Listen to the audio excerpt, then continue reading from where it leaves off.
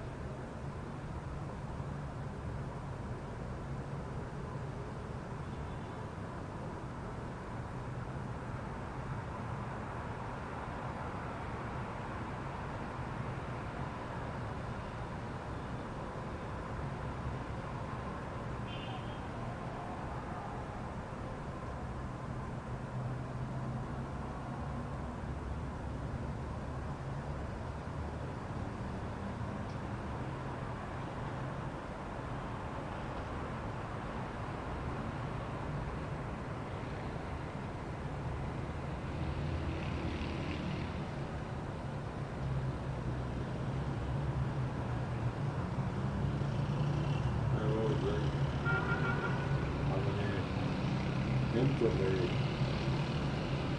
نمت ولا ايه؟ سنة 10. انت عامل ايه؟ الو؟ انت عامل ايه بقول لك؟ تمام والله الحمد لله. كله كويس؟ ماشي الحال والله. كله كويس والله.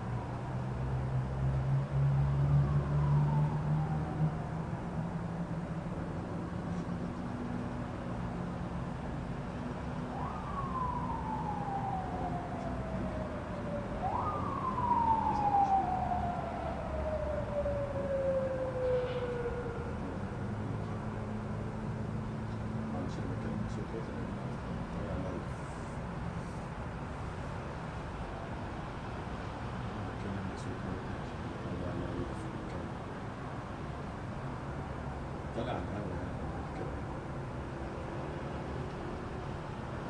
حضرتك ماشي، بس هي بقى فتح لهم الفيزن، فتح لهم الشباك فتح الشباك بتاع أوضتي، وطلعت لهم أنا في المكان بتاعه. ربنا كريمنا والأوضة بتاعتي أنا غيرتها وهي شايفة ماشي كده.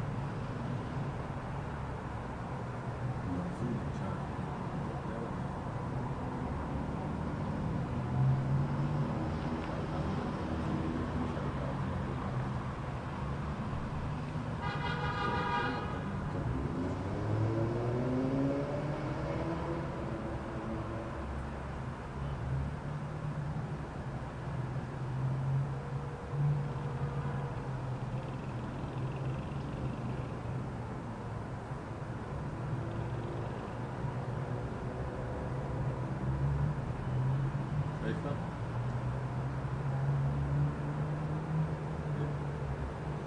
مش شايف حاجة خالص؟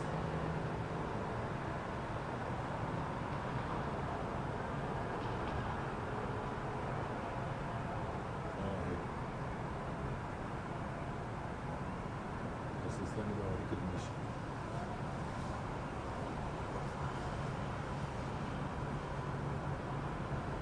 اوريك المشي. لا ده كمان ما يبقاش.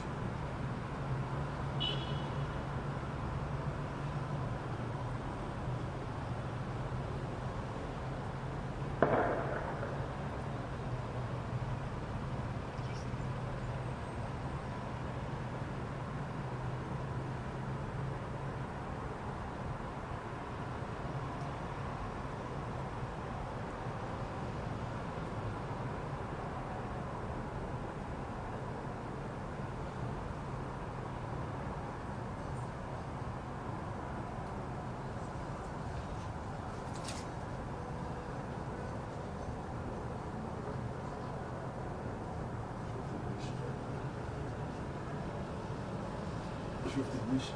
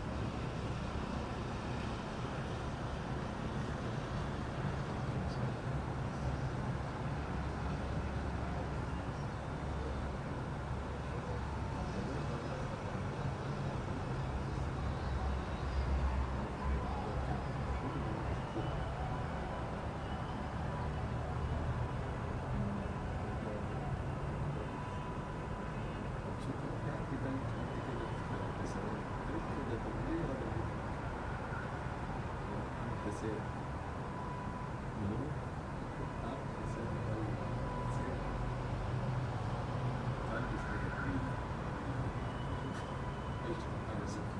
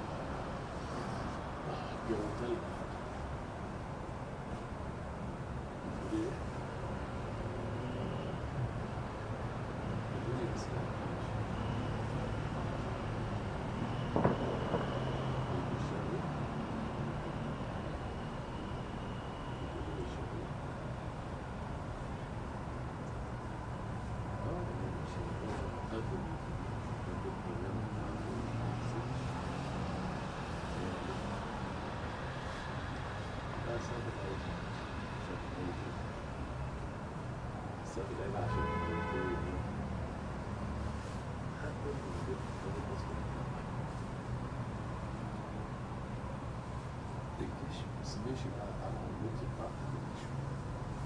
Você luta. Mas não usa. Não, tem que ser pouco. Você não usa.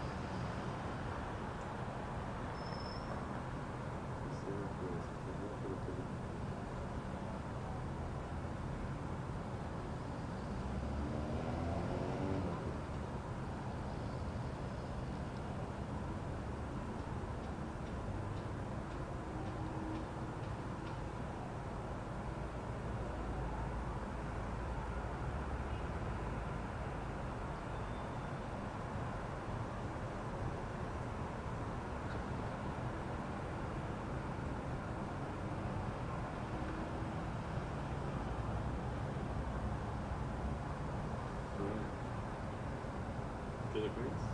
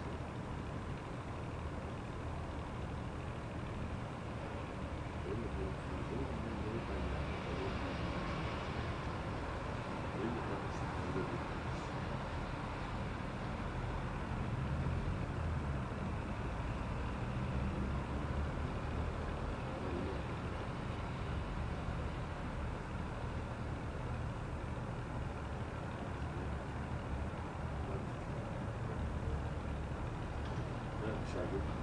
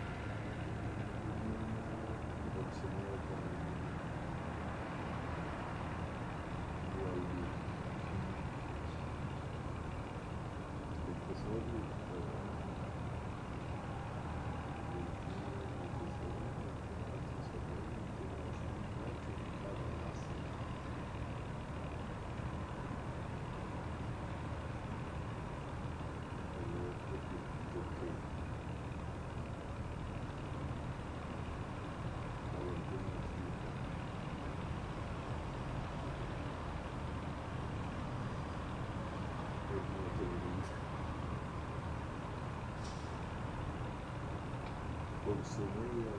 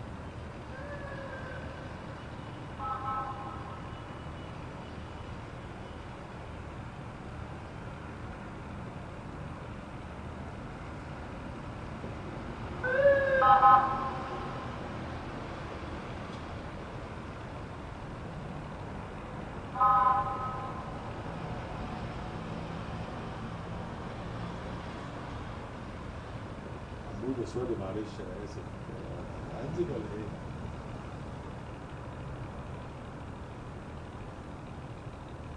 هم حبوا اللايف ولا ايه؟ ماشي يا ريس كل يوم يزودوا اوكي ماشي يا ريس ماشي خلاص زي ما تحبي يا ريس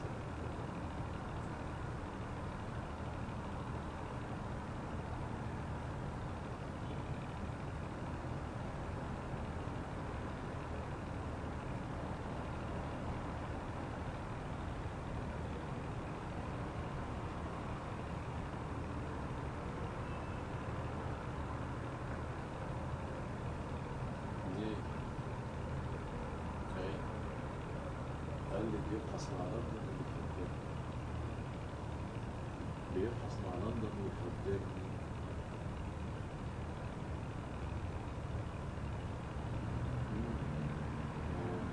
كل اللي شغالين هنا عرب مفيش حد مصري أنا مصري بس بطلع عليه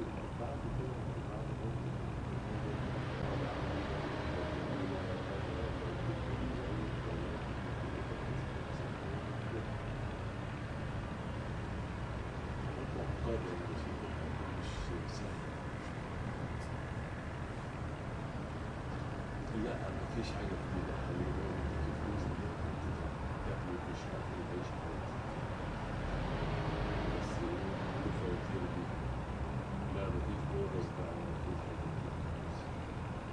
بس ممكن يجي يعملوا المكافأة اللي هي كده بتاع ايه؟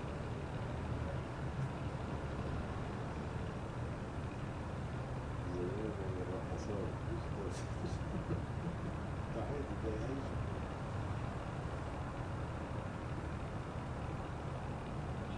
شغلي ودايما بيقول لي الشغل بس يعني ما انا ممكن اعمل في البيت صح وايه واعمل نفس الشغل موجود بالطريقه.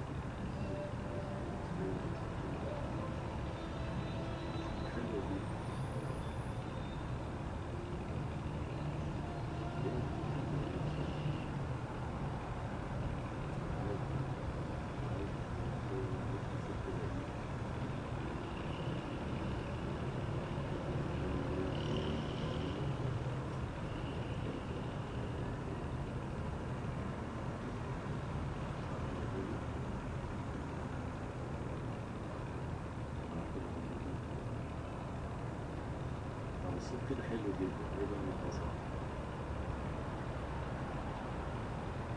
لا المدرسة ده قديم.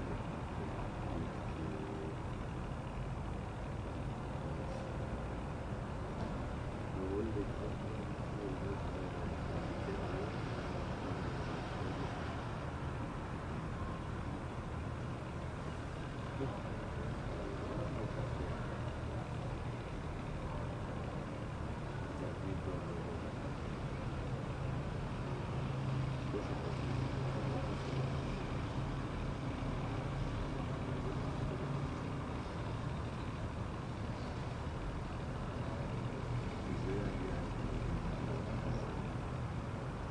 لك جملة مفيدة.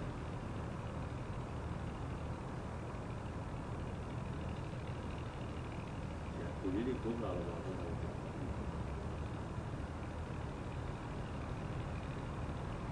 طب قولي جملة كده.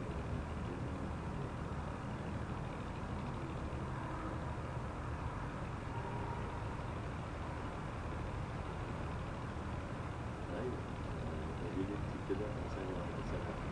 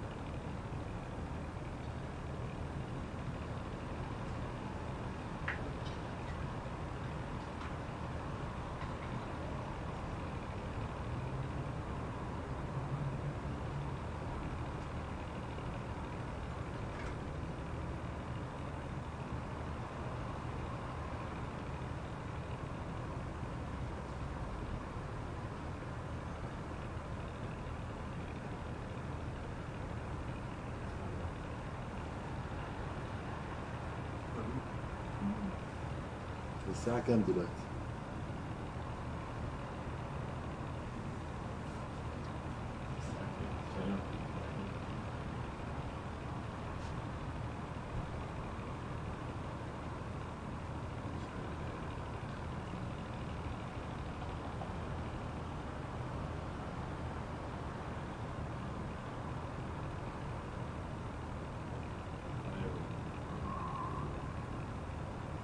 تعالى بقى انا مش فارقه.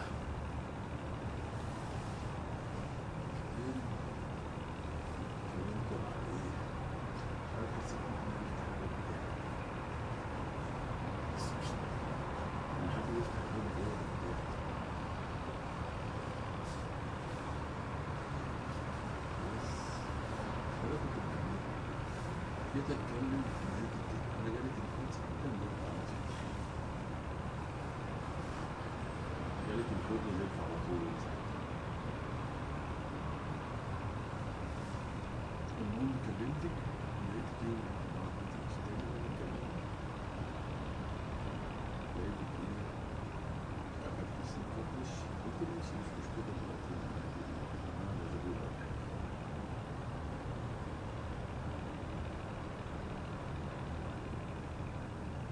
الو ايوه المهم انت مشغول. ببص ايه شوية كده بدخل بقى ايه خلصت شغل وجاي ابعتلك على الواتساب لقيت في السوق. قلت ماشي حسن النية. ثانية واحدة اشوف بس الراجل بيكلمني كده وارجع لك تاني دقيقة واحدة.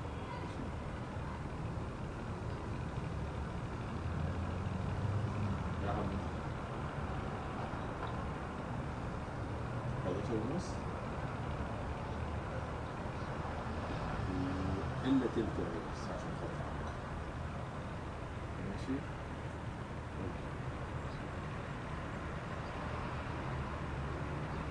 طيب تمام زي الفل. 40 أنا هقفل إن شاء الله. يبقى عشان إيه نبقى تمام ماشي. أيوه بالظبط ماشي. عايز حاجة الصبح مني؟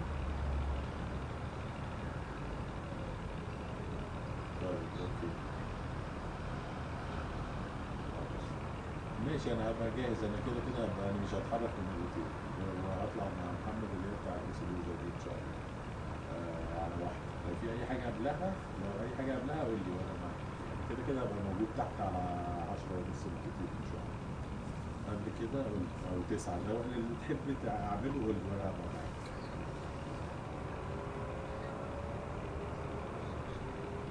يعني هبقى بدري 9 و10 9:30 هبقى إن شاء الله. أوكي ماشي يا ريس. أوكي حبيبي يا ريس مساء الفل حبيبي.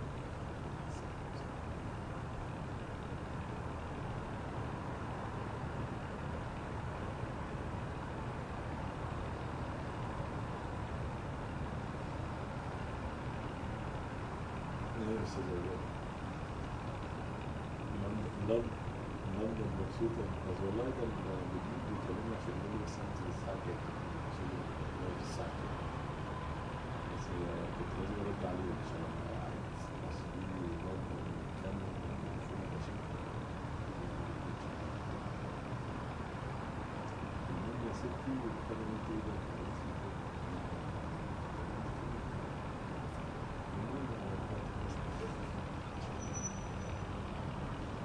ده ممكن بس حاجة كتيرة بقى كده تعالى والله اتضايقت منك أوي قلت لي ممكن مش هي أصلا المرة دي جبت بس هي جبتك الدكتور احنا بنتكلم عادي بعد سنة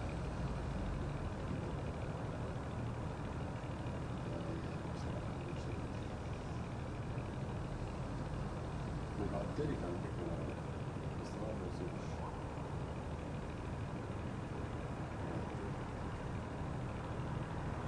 بعتلك هنا بنتواصل في الكتير قلت لك انت عملت ليه؟ ليه كده؟ لا بعتلك قلت لك انت بتيجي ولا ايه؟ ما انا ممكن كنت اجيبك بعد كده بس هي المشكلة على فكرة المشكلة ايه؟ انت عارفة المشكلة ايه؟ المشكلة ايه؟ مش ان انا اجيبك ولا مش اجيبك، المشكلة ان انت ما قلتيش حاجة تاني. طب لو بقولك عليا حاجة تاني يبقى شكلي ايه؟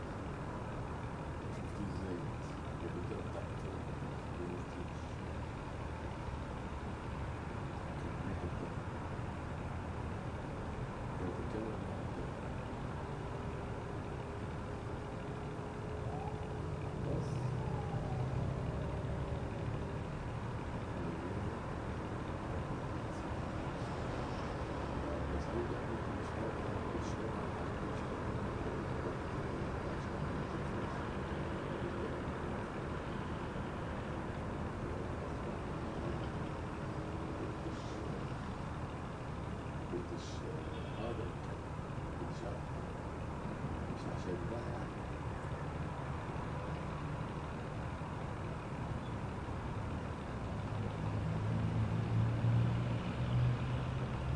يا ست انت ست عاقلة وست رقيقة وكل حاجة ما فيش حاجة. كانت ايه التتبيل؟ بتقولي الرسالة بتاعت التتبيل؟ التتبيل. لا أنا هو أنا بقدر إن أنت بتقولي ست رقيقة. لو قلت لي التتبيل ولا كل كده.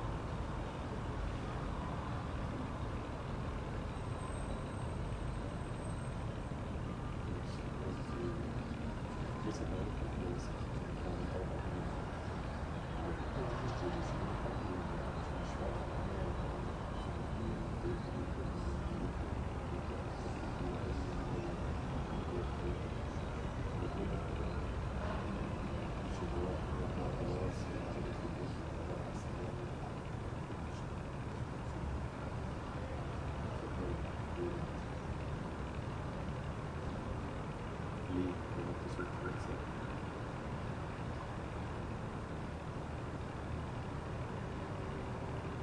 ليه؟ عادي يعني بغير كل يوم حاجات كنت شايفين جايبة يوم عملية كمان بس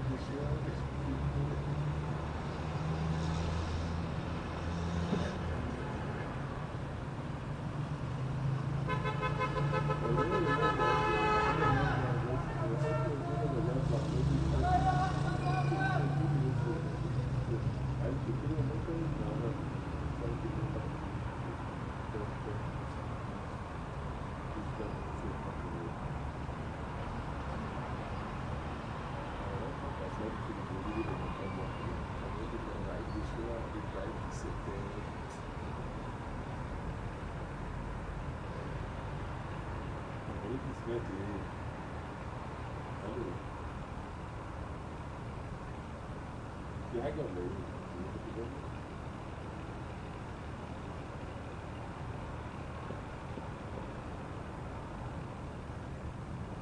ماشي ده قلت ايه مالك يا مش كده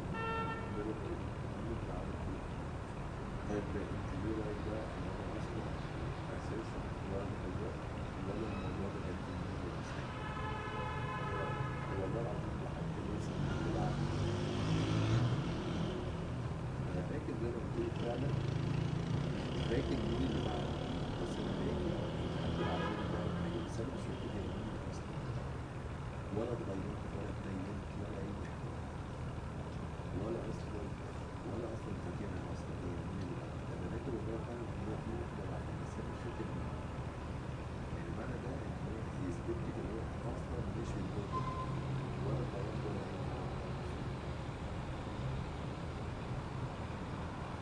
خالص. والله العظيم الوحيد اللي مفيش عليها حاجات اصلا يعني بس انا والبيان مطلوب اصلا مش فاكر اصلا بس انا فاكر بس اصلا انا ما اهتمتش بالموضوع ده، ما غيرتش وما كلمتش حد ولا اي حاجه ولا كانت في دماغي، ولحد دلوقتي اصلا لما بيثبت لي الكلام ده انا مش فاكرها والله، مش فاكر مين اللي بعد كده، يعني انا عارف ان الفرق اللي عندي بعد كده بتبقى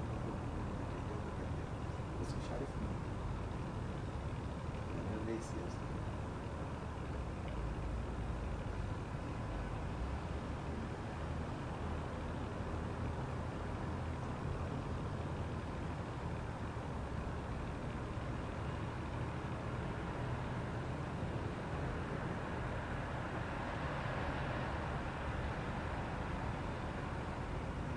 والله يا بنتي انا ولا اتغيرت ولا الموضوع ده اساسا، تصدقي وتؤمني بالله حماده ما كانتش موجوده اصلا، بس تصدقي وتؤمني بالله حماده ما كانش موجود اصلا في القصه دي، يعني انا ما كانش في دماغي القصه دي اساسا، يعني مش في دماغي مين اللي بعت ومين ما بعتش وما اتكلمتش وما طيرتش ولا الكلام ده اصلا. وحياتك عندي يا بنتي انا ما اساسا ما كانت في دماغي ولا اصلا ما اعرفش مين اساسا، انا نسيتها، يعني انا عشان هي ما تهمنيش فانا نسيت، فاهم؟ لكن والله العظيم ما كان فيها اي حاجه من دي اصلا، لكن ولا اتغيرت ولا اتكلمت، انا اصلا لو اتغيرت اساسا تلاقيني بقى ايه ما بكلمكيش، على فكره بجد ولا كان فيها اي حاجه خالص، انا اللي قلت له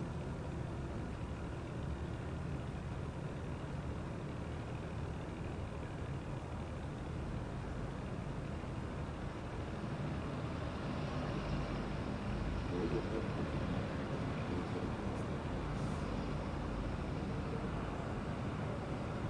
كانش عندي اي حاجه ولا تفكير ولا اي ولا كان في دماغي اصلا وايه على طريقه قد الراجل بعدته ولا ايه. انا على فكره ما باخدش حاجه اي حد يبعت لي اي حاجه بالطلب ما باخدش، عشان تبقى عارفه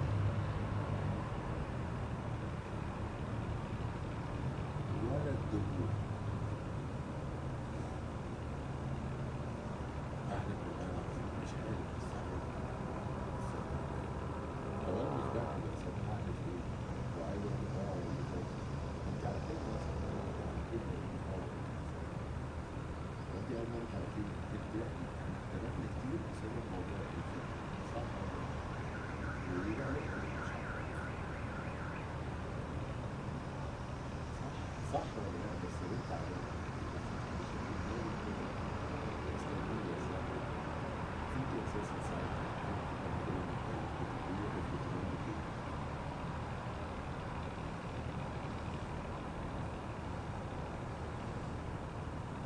ايوه ساعات بحلف كده اقعد اتحرك اللي هو ماشي ساعات بحلف وانا بتحرك يعني وانا بتكلم كده بس اللي هو بتحرك. وبعدين ثانية واحدة بس ثانية هو أنا أصلا يعني يعني ضربيني وأنا بتبسط عليك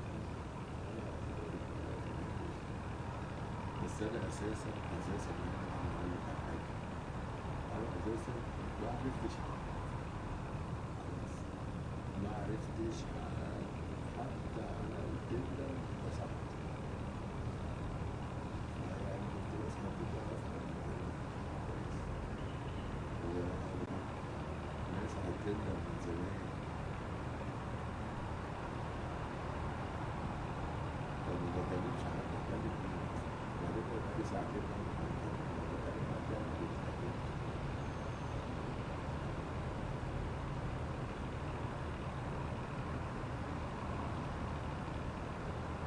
ولما هقفل معاكي ثانية واحدة بس أنا مش بضحك عليه والله، بضحك عليه، بس ستيبل. بس أنا دلوقتي لو أنا مثلا بكلم، إيه اللي هيفرق بين بكلمه دلوقتي؟ طب أنا بكلمك عادي بتكلم شغال، أنا هكلمك برضه مش كلمة شغال، إيه المشكلة؟ هنتكلم، هتقولي كلمة ولية ما تكلمش إسماعيل، أرقامهم كلها واحد عادي. فاهم قصدي؟ ولا أنا بقول في حتة تانية؟ يعني أنا قصدي يعني إيه هي الحاجات المهمة؟ اتفضل.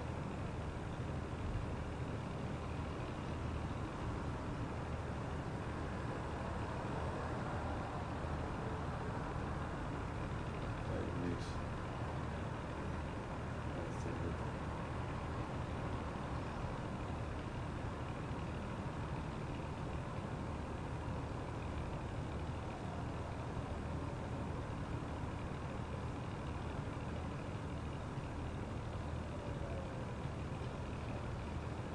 هتيجي أنا أفتكر. ماشي.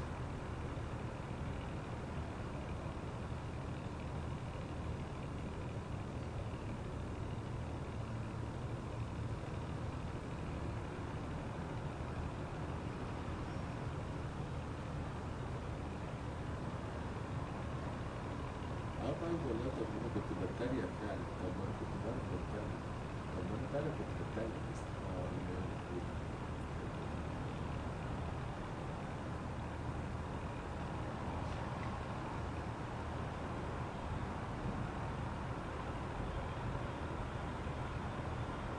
عشان الموضوع ما كانش مهم. ماشي، اتفضل. ماشي.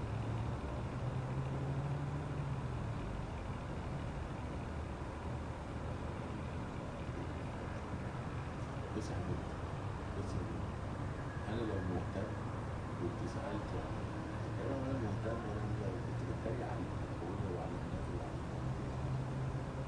المفروض الكلام مفهوم.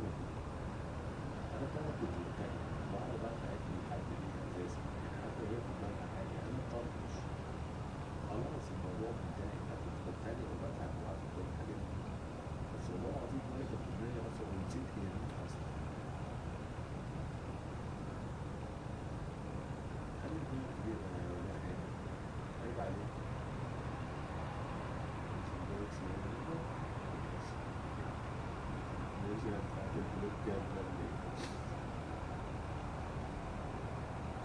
بموت في البلوك بتاعك، يعني يبقى تدي البلوك بتاعك.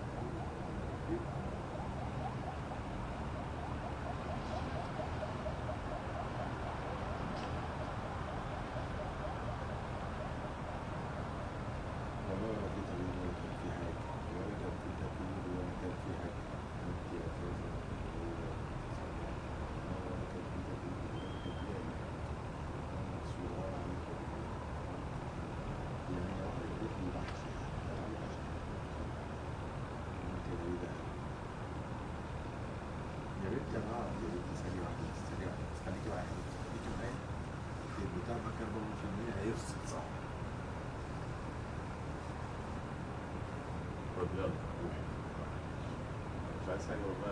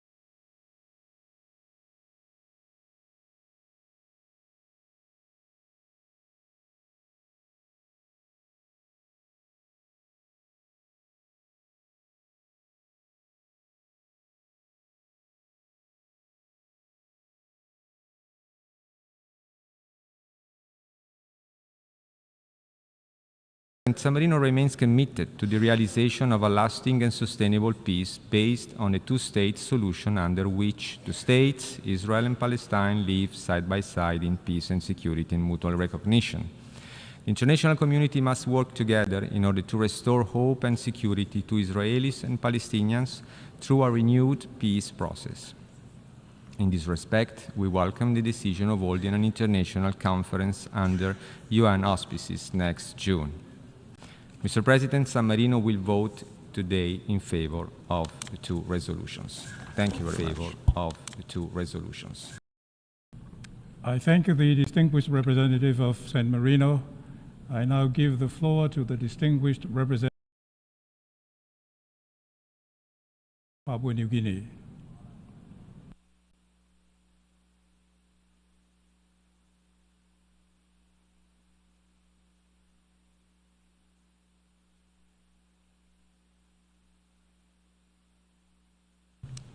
Mr. President, the spotlight in the General Assembly on the Security Council's mandate continues apace, and rightly so, given the importance of the Council's members to step up to the plate to honor their commitment and obligations to serve the cause of peace and security for all of humanity.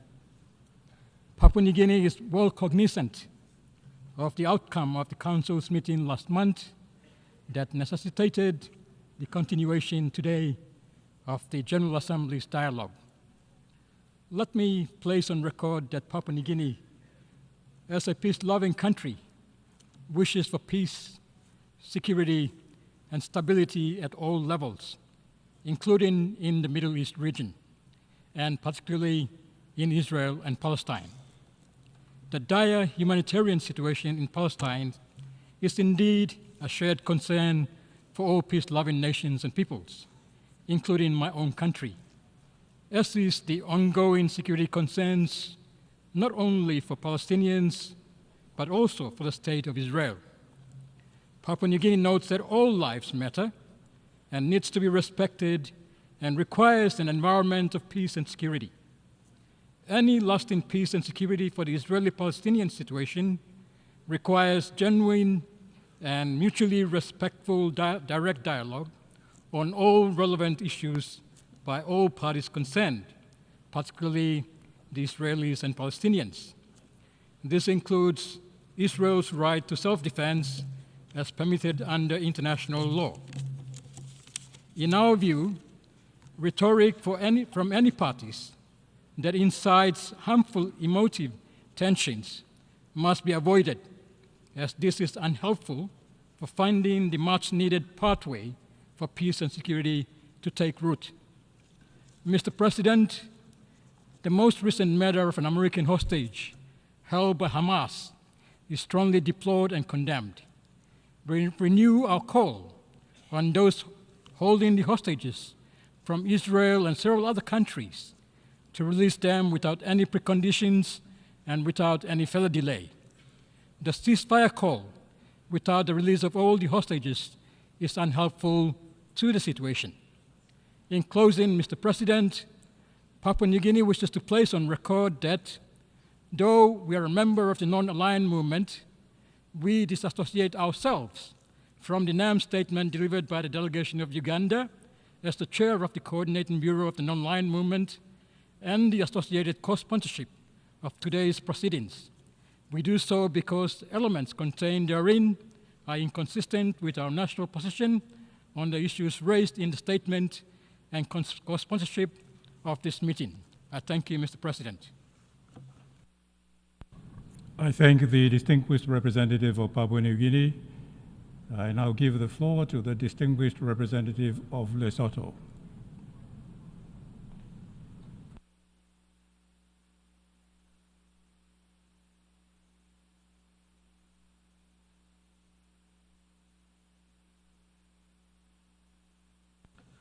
Mr. President, Excellencies, distinguished delegates, Lesotho aligns itself with the statement delivered by the Republic of Uganda on behalf of the Non-Aligned Movement at the opening of this session. There is no doubt that the ongoing war in Gaza is one of the most disturbing humanitarian crises recorded in the 21st century. This situation has consequently spawned rippling effects across the region. Despite several calls by the international community for an immediate ceasefire, the war continues unabated. The undue suffering that this conflict has inflicted on women, children, and other vulnerable groups is a total breach of international law and a direct contravention of the principles of the Charter of the United Nations. As a result, we call for an immediate end to this conflict. My delegation is gravely concerned with the challenges facing the United Nations Relief and Works Agency for Palestinian Refugees in the Near East, UNRWA. While it is our collective effort to resolve the Palestinian plight, there is no justification to restricting UNRWA to fulfill its mandate. Such acts, sadly, will collapse the agency and exacerbate further the already daunting humanitarian crisis in Gaza and other Palestinian occupied territories. UNRWA is a lifeline for Palestinian refugees. Any attempts to stifle it from performing its duties will concomitantly lead to a deprivation of essential services, food, education, medical supplies to the children of Gaza, in direct contravention of the commitments under the Convention of the Rights of the Child, among other international instruments. We will recall that in December 2023, this august body adopted a resolution calling for an immediate and sustained humanitarian truce, leading to a total cessation of hostilities by the protagonists. Furthermore, the General Assembly demanded the unhindered provision of essential aid to civilians in Gaza. However, it is worrisome that today, as we speak, the situation in Gaza and other occupied Palestinian territories has become even more catastrophic, particularly with the current challenges faced by UNRWA. We deplore this situation by recalling that the Security Council adopted its landmark Resolution 2417 in 2018, strongly condemning the use of food insecurity and starvation as a weapon of war. In closing, Mr. President, Lesotho echoes the call by the UN Secretary General to all parties involved in the Palestinian conflict to choose peace over war. We call on all the belligerents to lay down their arms and engage in genuine dialogue. On the other hand, we applaud countries that have to date spared no effort towards finding a mediated solution to this conflict. We continue to call for sustained engagements towards finding a lasting solution which respects the rights and concerns of both parties.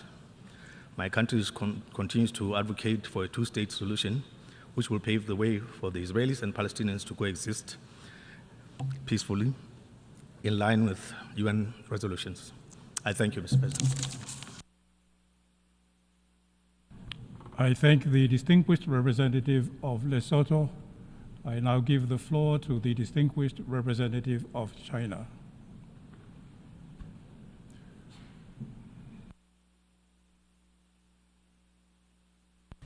主席，我们今天在这座大厅里举行紧急特别联大，是由于美国一再独家行使否决，导致安理会陷于瘫痪，始终不能采取必要行动推动加沙停火。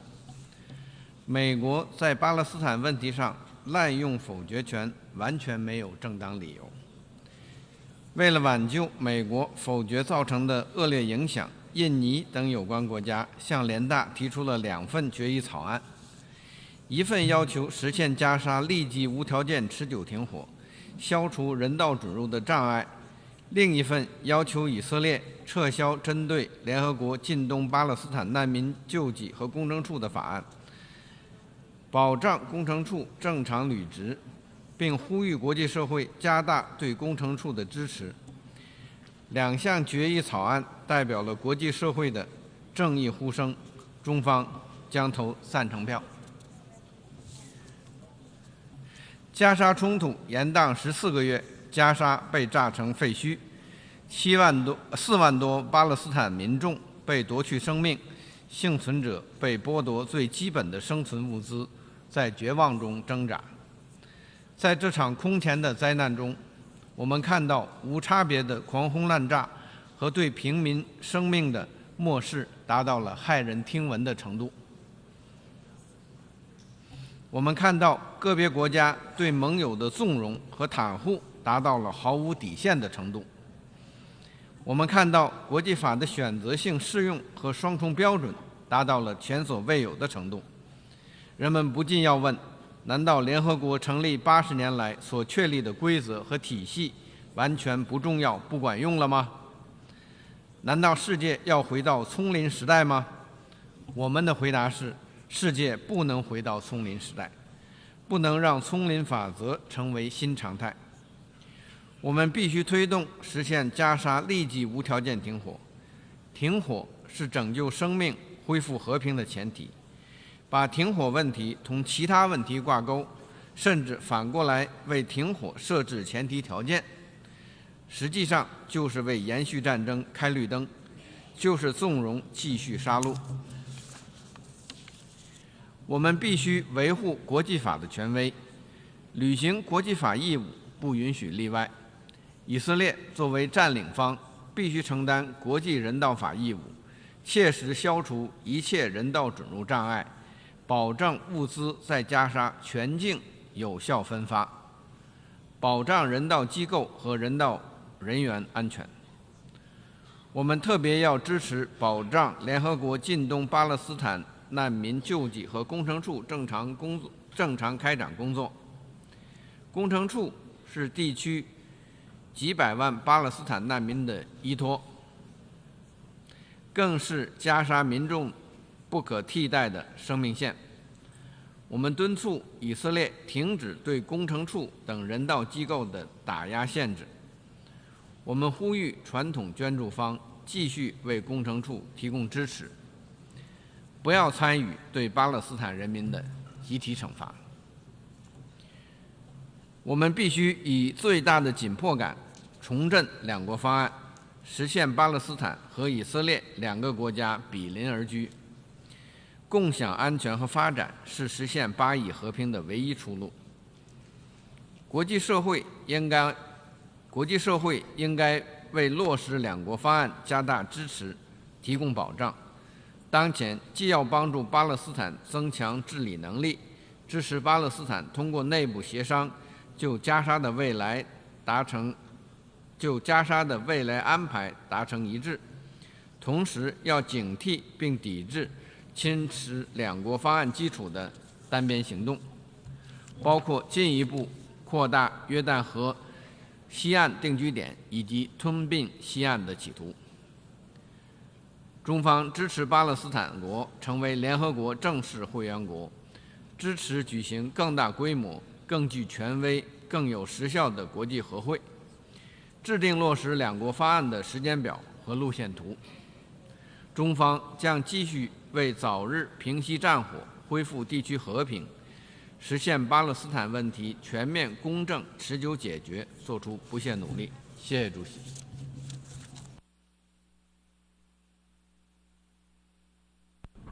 I thank the distinguished representative of China. I now give the floor to the distinguished representative of Finland.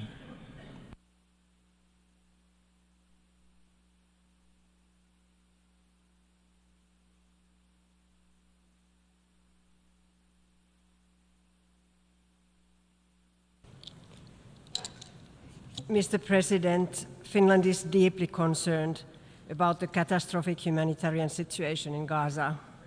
The destruction is massive and the horrific civilian death toll is further increasing. The entire Palestinian population in northern Gaza is at imminent risk of dying from disease, famine, and violence. The disregard for human life must stop. Finland reiterates its strongest condemnation of the brutal attacks committed by Hamas and other terrorist groups in October last year, and taking of hostages in October. But we have consistently underlined that when exercising the right to self-defense, international and humanitarian law apply fully.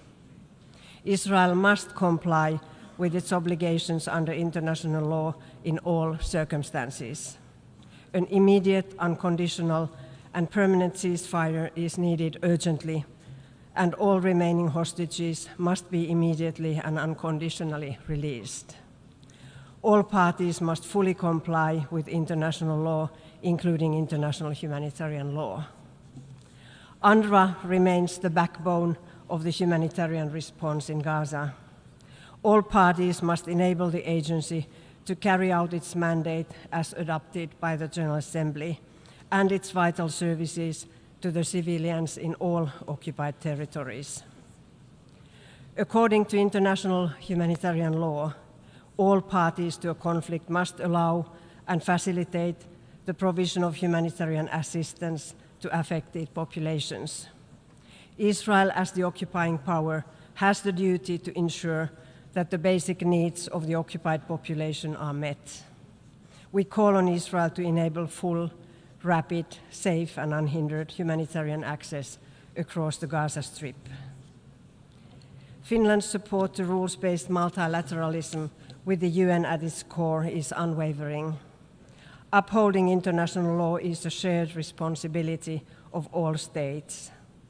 In the midst of an ongoing catastrophic humanitarian situation in Gaza, a halt to any of the activities of UNRWA would have devastating consequences for the hundreds of thousands of civilians served by it. We urge Israel to ensure that UNRWA is allowed to carry out its crucial work in line with its mandate adopted by the UN General Assembly. Mr. President, all permanent members of the Security Council bear a special responsibility to exercise their veto in accordance with the letter and spirit of the Charter. On November 20th, a permanent member of the Council, the United States, used a veto against the resolution calling for ceasefire and release of hostages in Gaza. The General Assembly may discuss any questions relating to the maintenance of international peace and security brought before it by any member of the United Nations. As the Security Council failed again in acting on a situation urgently threatening international peace and security, the General Assembly must act. The situation in Gaza is too dire for the UN to remain silent. Palestinian civilians have borne the brunt of the humanitarian catastrophe in Gaza for over a year. Their suffering must stop. We, as the international community, must bear our responsibility in urging and assisting the parties to end this conflict and set up a credible process towards a negotiated two-state solution, which is the only way to bring a lasting peace and security to the Middle East. I thank you. I thank the distinguished representative of Finland. I now give the floor to the distinguished representative of Canada.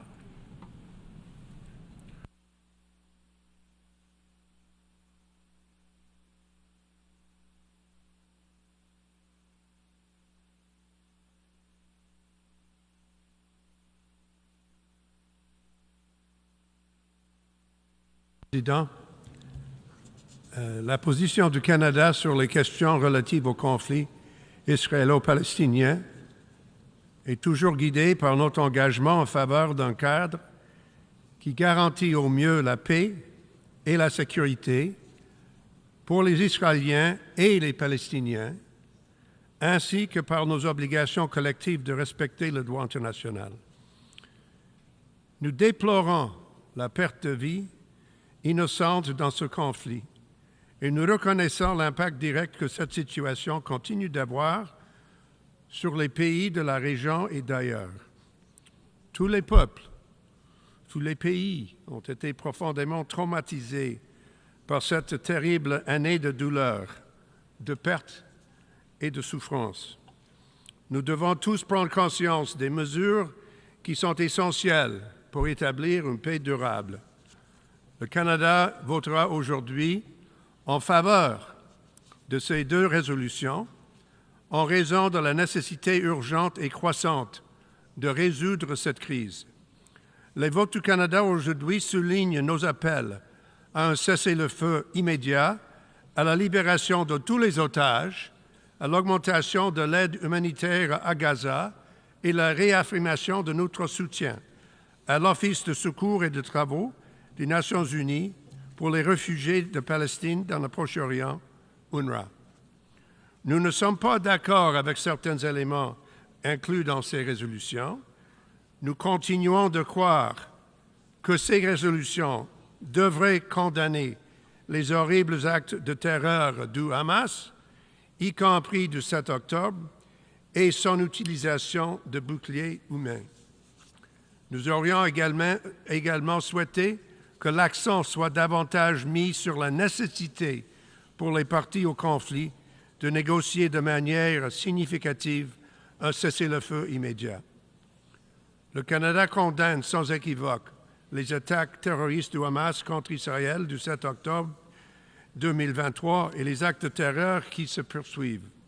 Nous continuons à demander au Hamas de déposer les armes, de cesser de recourir à la violence et de libérer immédiatement tous les otages et les dépouilles des otages décédés, y compris la dépouille de la citoyenne canadienne Judith Weinstein.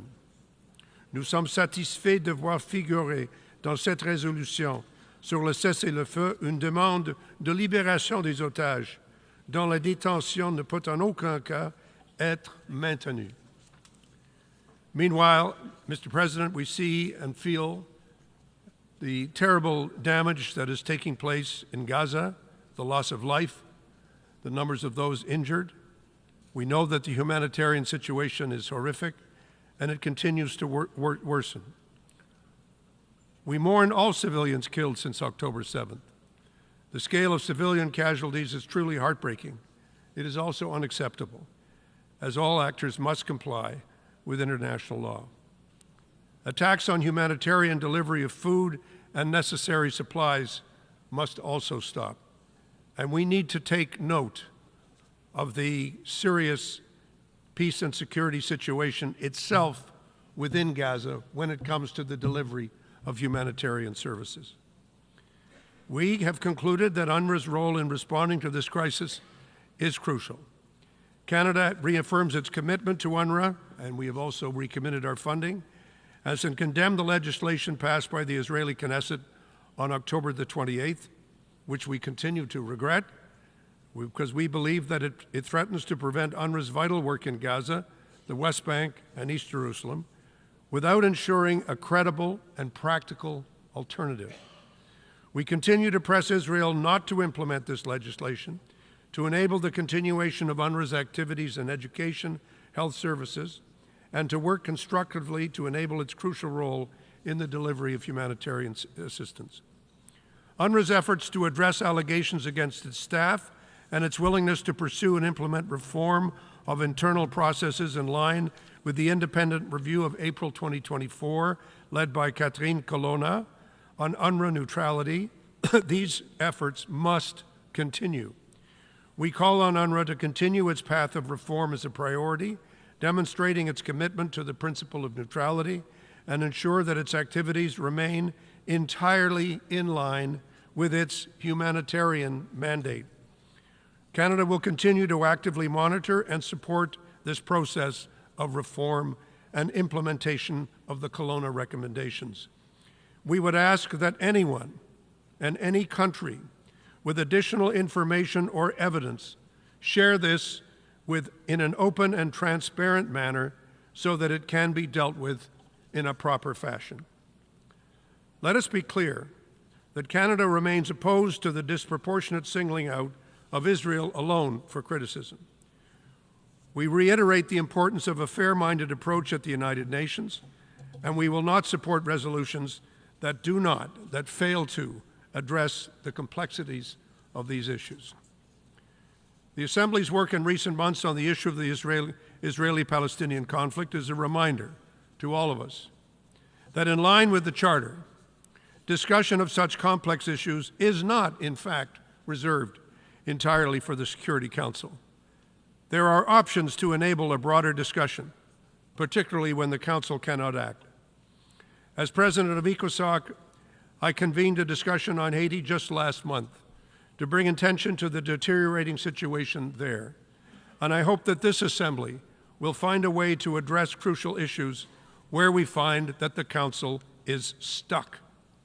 And stuck it surely is, including on Myanmar, Ukraine, Sudan, Afghanistan, Syria, and many other areas of conflict.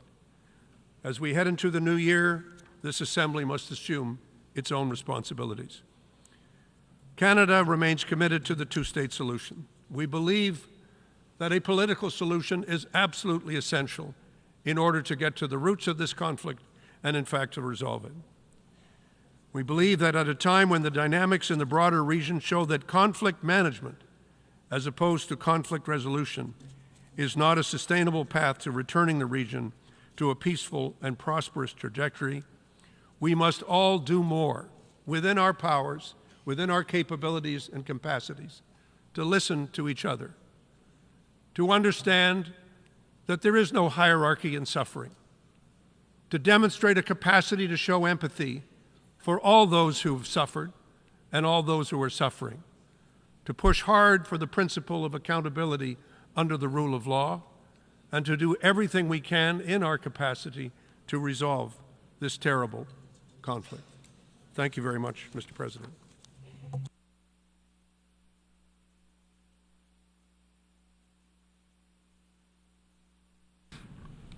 I thank the distinguished representative of Canada. We have heard the last speaker in the debate on this item. The General Assembly has thus concluded the stage of its consideration of Agenda Item 5. The Assembly will resume its consideration of Agenda Item 5, entitled Illegal Israeli Actions in Occupied East Jerusalem and the rest of the occupied Palestinian territory, to take action on two draft resolutions issued as documents A/ES-10/L.32 and A/ES-10/L.33.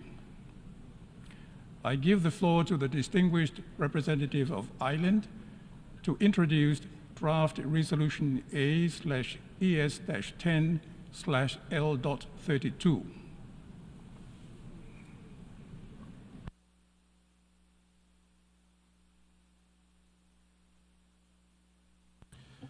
President, Excellencies, distinguished delegates. It is an honour for Ireland to introduce a draft resolution entitled Support for the Mandate of the United Nations Relief and Works Agency for Palestine Refugees in the Near East, UNRWA, as contained in document L32, which has been submitted to the General Assembly for adoption in this resumed 10th emergency special session. At the outset, I want to thank all the 50+ member states who have co-sponsored this resolution. We, the co-sponsors, present this draft resolution at a time of profound challenge to the continuity of UNRWA's operations and its life-saving assistance to millions of Palestine refugees, as well as to an important contribution to regional stability. We present this draft in the context of shocking developments in the occupied Palestinian territory, including East Jerusalem, and especially in the Gaza Strip over the past 14 months. Our action comes in the wake of appeals for decisive intervention by UN Secretary-General Antonio Guterres and UNRWA Commissioner-General Philippe Lazzarini. Earlier this week, the Secretary-General circulated a letter on enabling UNRWA to carry out its activities. This followed an extraordinary letter in October to the President of the General Assembly, in which Commissioner-General Lazzarini warned that the agency was under such physical, political and operational attack, unprecedented in the UN's history, that implementation of its mandate may become impossible without decisive action by this General Assembly. President, this draft resolution is the co-sponsor's response. We appeal to all states and members of the General Assembly to act with urgency and resolve to confirm your support for UNRWA's mandate. This is essential to avoid any interruption or suspension of UNRWA's vital humanitarian and development programmes, including education for hundreds of thousands of children. President, over the past 14 months, UNRWA has faced repeated attacks from Israel.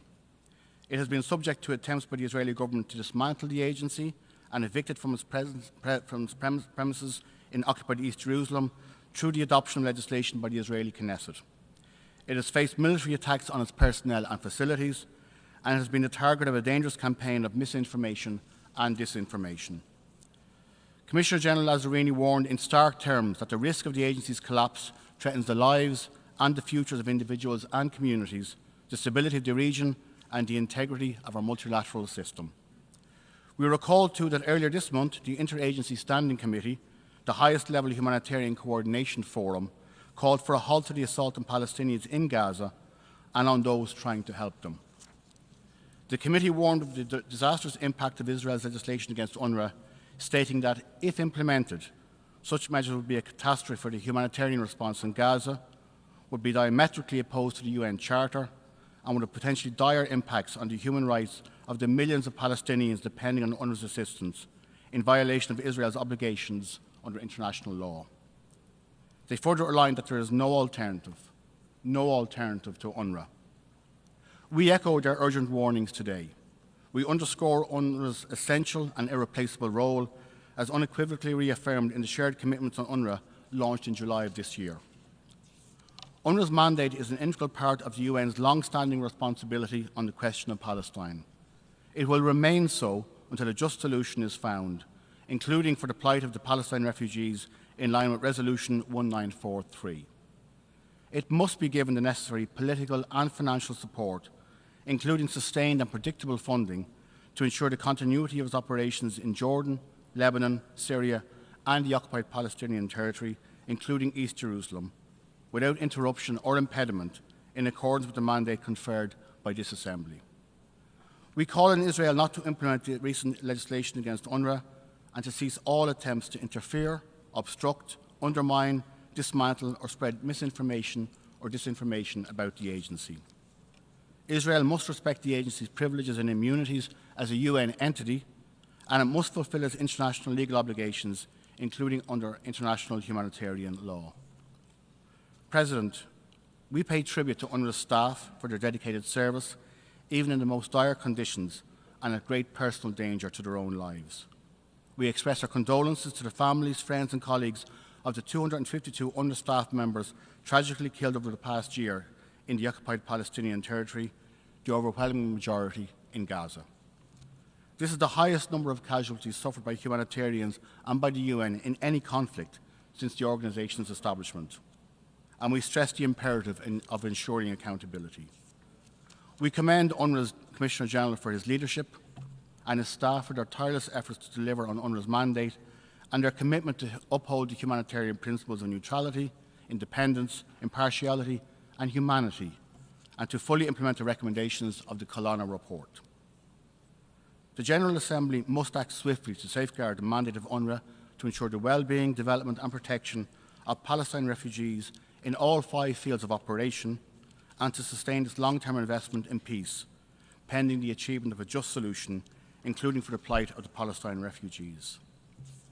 We must redouble our efforts to support the agency and to prevent any further obstruction of its indispensable and life-saving assistance in the face of the catastrophic situation in Gaza. The refugee population has suffered repeat dispossession, displacement and trauma for decades. UNRWA is indispensable to civilians facing military attack, hunger, disease, poverty, loss of learning and livelihoods, denial of humanitarian access, mass forced displacement and mass destruction of civilian infrastructure. It simply must be protected.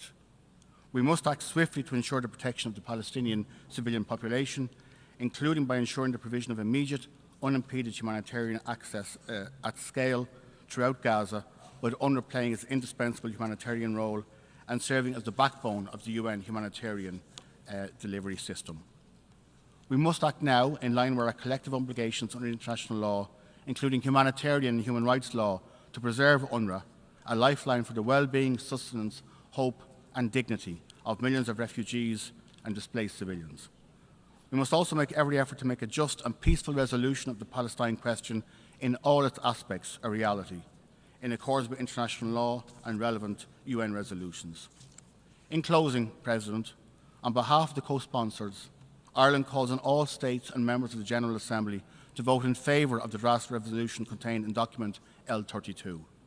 We express our deep appreciation in advance to all delegations upholding their international legal obligations and rising to the historic responsibility we must all bear at this time of grave, grave crisis. I thank you, President. I thank the distinguished representative of Ireland.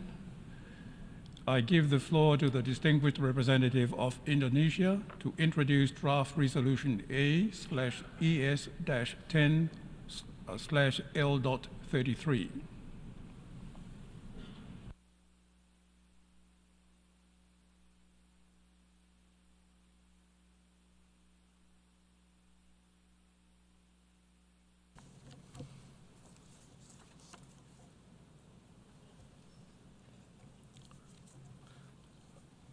Mr. President, Indonesia is honored to introduce draft resolution L33 entitled Demand for Ceasefire in Gaza in this resumed 10th emergency special session of the General Assembly.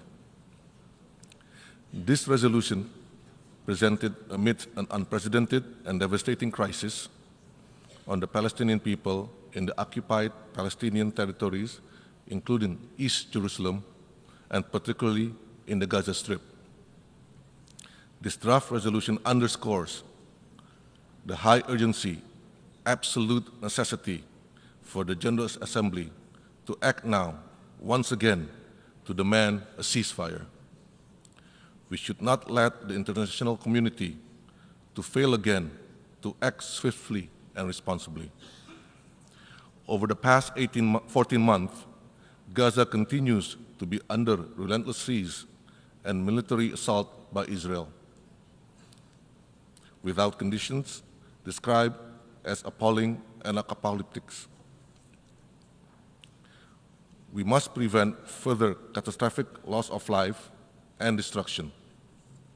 Mr. President, 1 year ago, in this Assembly, following the veto of a permanent member of the Security Council, 153 countries supported GA Resolution ES 10/22, demanding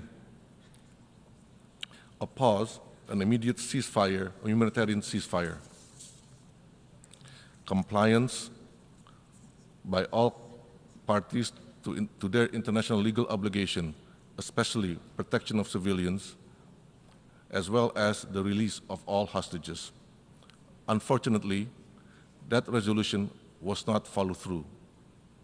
We must thus ask ourselves, how many lives could have been saved?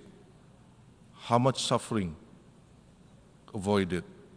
And how much destruction prevented if the demands for a ceasefire had been respected? If Israel respected international law, its charter obligation, and listened to the clear voice of conscience of the international community, instead of persisting with its crime, if accountability had been enforced and veto not used to shield these actions. It is time to change the trajectory, to save 2 million children, women, and men in Gaza, alleviate their suffering, and provide them with immediate assistance, relief, and hope. Accountability and justice must be pursued, and a path towards peace must be chartered. This must begin with a ceasefire to stop violence and protect innocent civilians from further harm, including by immediate actions in accordance with ICJ provisional measures. Mr. President, today, as the casualty have tragically surpassed 150,000 Palestinians, 70% of whom are children and women, and with over 1.9 million Gazans displaced under inhumane conditions, deprived of essentials of life. We return to this General Assembly with an urgent appeal for collective action. We cannot remain silent in the face of this abhorrent situation. We must uphold our legal, political, humanitarian, and moral obligation. I repeat, our moral obligations. In the face of yet another veto and the Security Council's inability to implement its own resolutions, including resolutions 2735, the General Assembly must act to fulfill its charter duties. Let us urgently and collectively act to establish an immediate and unconditional ceasefire, to silence the gun, to stop the bloodshed, and protect the Palestinian civilian population under Israel's illegal occupation from further harm and to alleviate their dramatic suffering. Mr. President, there is no other way to end this carnage. To save human life, we need an immediate, unconditional, and permanent ceasefire. We need accountability for all grave breaches of international law, including humanitarian and human rights law perpetrated by Israel, for all the war crimes, crimes against humanity, and acts of genocides committed. We must end the suffering. We must begin the path to recovery and swiftly pursue political solution to achieve long overdue justice and freedom for the Palestinian people. Indonesia thanks the 47 co-sponsors of this resolution. On behalf of the co-sponsors and in the name of justice and humanity, Indonesia urges all member states to support draft resolution L33. Let us act collectively to honor our shared responsibility, uphold international law in this critical moment. I thank you, Mr. President.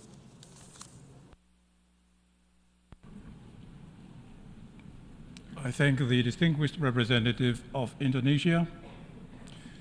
We shall now proceed to consider draft resolutions A/ES-10/L.32 and A/ES-10/L.33. I give the floor to the representative of the Secretariat. Thank you, Mr. President. The President's statement concerning draft resolution L33 is made in the context of Rule 153 of the Rules of Procedure of the General Assembly. The President's statement has been also distributed to Member States. Under the terms of OP 7, 9, and 10, the General Assembly would stress the need for accountability and request the Secretary General in this regard to present in the written assessment regarding the implementation of the present resolution and in coordination with the High Commissioner for Human Rights, proposals on how the United Nations could help advance accountability through existing mechanisms and through the establishment of new mechanisms based on its experience in other situations. Request a written assessment from the Secretary General on the implementation of this resolution within 3 weeks of its adoption, and further request the Secretary General to submit a comprehensive written report within 60 days of the adoption of this resolution, which should include a needs assessment for Gaza in the short, medium, and long term, an elaboration of the humanitarian, social, and economic consequences of the conflict in Gaza, and an overview of the work of different parts of the United Nations system relevant to Gaza, along with the recommendations on how to strengthen coordination across these parts. The requests contained in OP 7, 9, and 10 of the draft resolution would entail 2 pre-session documents with a total word count of 13,000 words in all 6 official languages in 2025. This would constitute an addition to the documentation workload for the Department for General Assembly and Conference Management in 2025, and the related non-recurrent resources requirements are estimated at $37,500. However, the department will make every effort to implement the request within its existing capacities. Accordingly, should the General Assembly adopt draft resolution A/ES-10/L33, no additional requirements would arise under the program budget for 2025. Thank you, Mr. President. I thank the representative of the Secretariat. For your information, the draft resolutions have closed for e-sponsorship. I now give the floor to the representative of the Secretariat. Thank you, Mr. President. I will address additional co-sponsors for both L32 and L33. First, L32. Since the submission of the draft resolution, and in addition to the delegations listed on the L document, the following countries have also become co-sponsors of L32: Bahrain, Bangladesh, Belize, the plurinational state of Bolivia, Brazil, Brunei Darussalam, Chile, Colombia, Cuba, Democratic People's Republic of Korea, Djibouti, Guyana, Honduras, Iraq, Ireland, Libya, Luxembourg, Maldives, Mauritania, Morocco, Namibia, Nicaragua, Norway, Oman, Pakistan, Portugal, St. Lucia, St. Vincent and the Grenadines, Saudi Arabia, Senegal, Slovenia, Somalia, South Africa, Spain, Trinidad and Tobago, Tunisia, Turkey, United Arab Emirates, the Bolivarian Republic of Venezuela, and Yemen. If any other countries wish to co-sponsor L32, please signify by pressing the microphone button now. I see Gambia, St. Kitts and Nevis, Nigeria, Somalia, although Somalia's name was already read out as an additional co-sponsor, United Republic of Tanzania.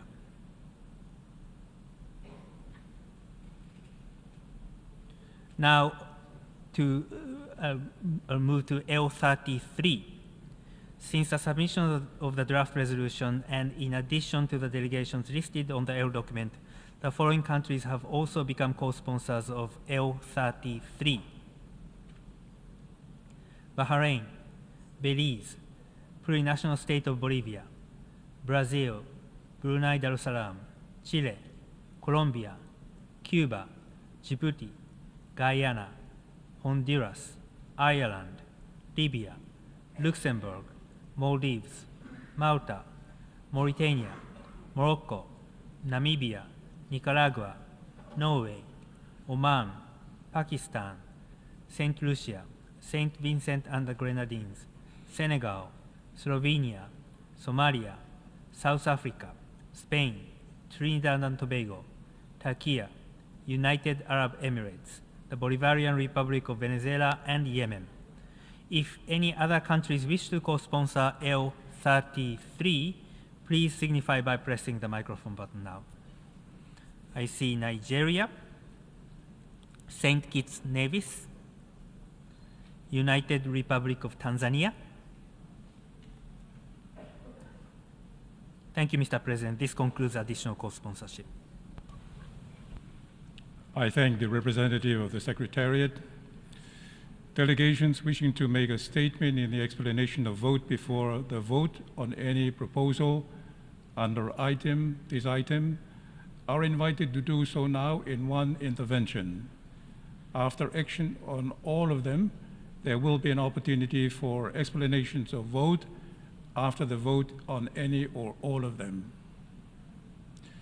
Before giving the floor for explanations of vote before the vote, may I remind delegations that explanations of vote are limited to 10 minutes and should be made by delegations from their seats. I give the floor to Israel. Thank you, Mr. President. The resolutions before the Assembly today are beyond logic. They defy all concepts of morality and the evidence we have laid before you for years. By voting for these resolutions, you are not voting to protect humanitarian values, but to protect an organization that has become a haven for terror. You vote for the resolutions knowing the truth, knowing that UNRWA is not a neutral actor, but an entity hopelessly infiltrated by Hamas, knowing that its facilities have been used to store weapons, its schools to indoctrinate children with hatred, and its staff to aid and act as terrorists. The vote today is not a vote for compassion. It is a vote for complicity.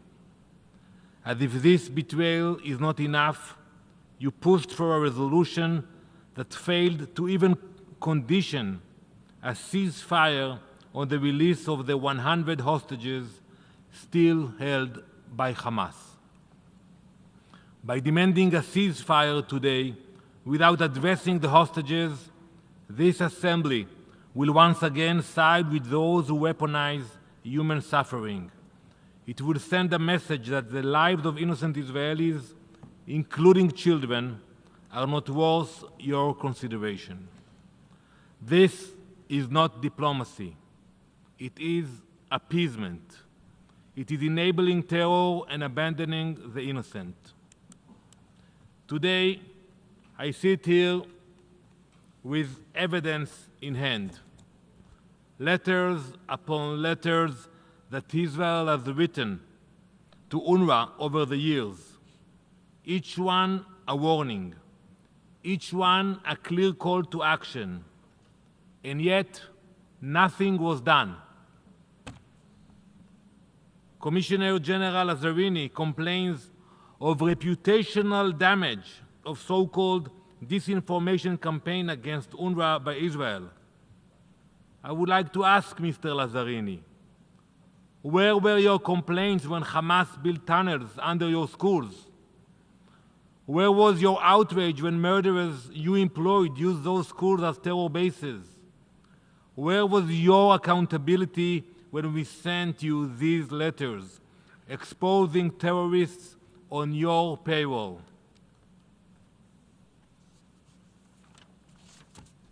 In my hand is a letter written in November 2003, 21 years ago, in which we warned about terrorists hiding, meeting, and even training in UNRWA facilities.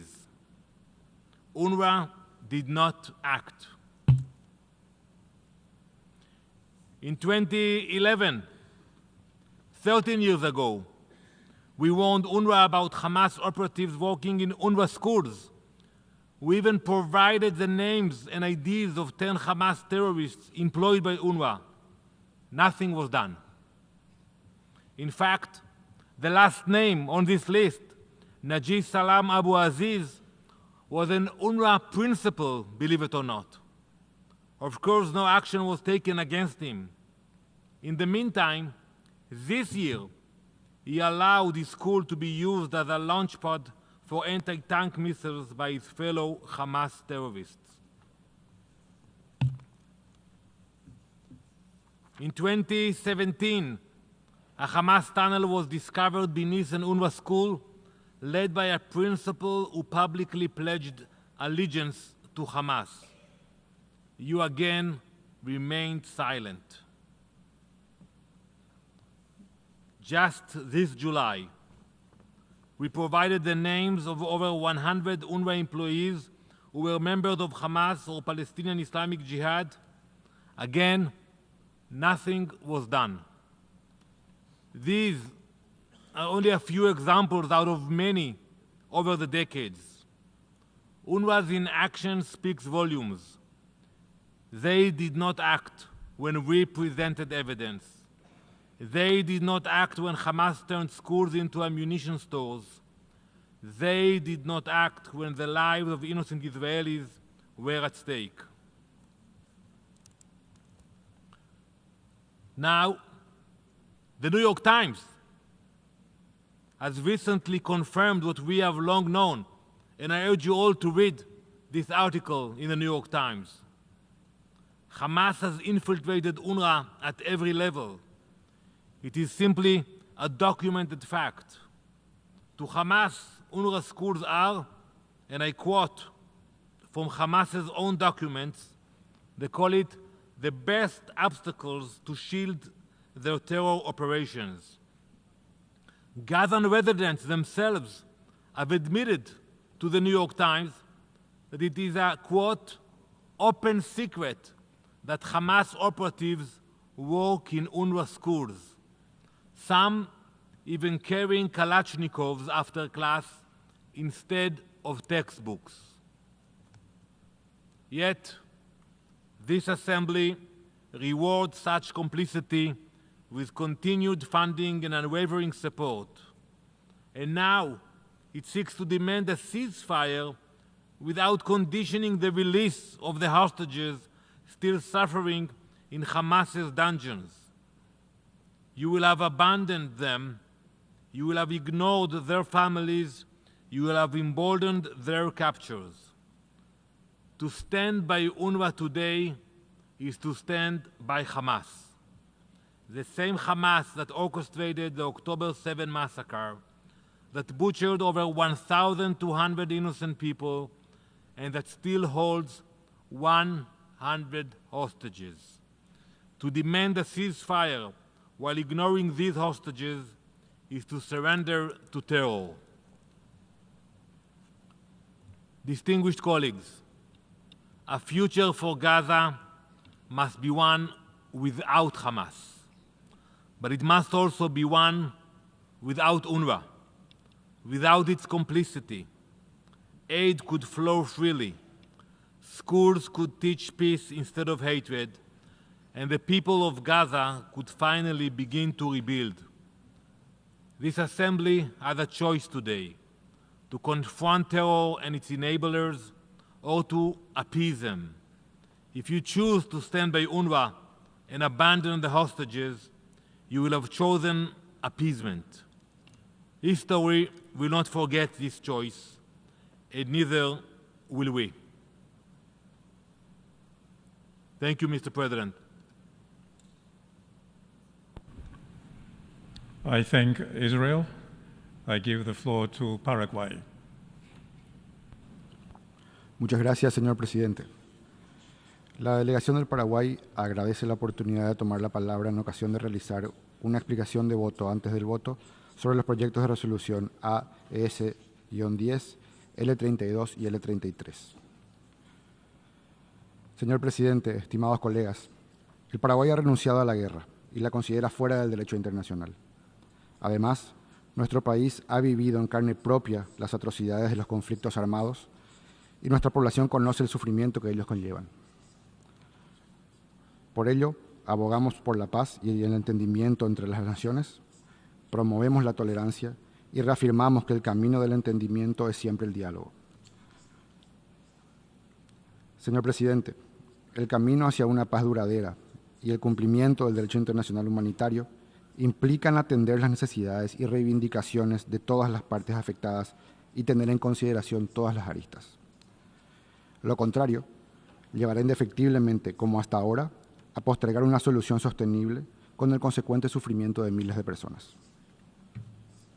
El hecho de que los proponentes persistan en la inclusión de medidas distintas a aquellas tendientes a lograr un cese al fuego, fin último de la resolución L33, perseverando además en mantener en los textos la condena a una sola de las partes, nos lleva a que ellas no tengan un mayor apoyo. Deseamos con fervor una solución pacífica al conflicto que soportan las poblaciones de Israel y de Palestina, mas al no encontrar el balance en ellas, en las propuestas presentadas, el Paraguay no podrá acompañarlas. Muchas gracias, señor presidente.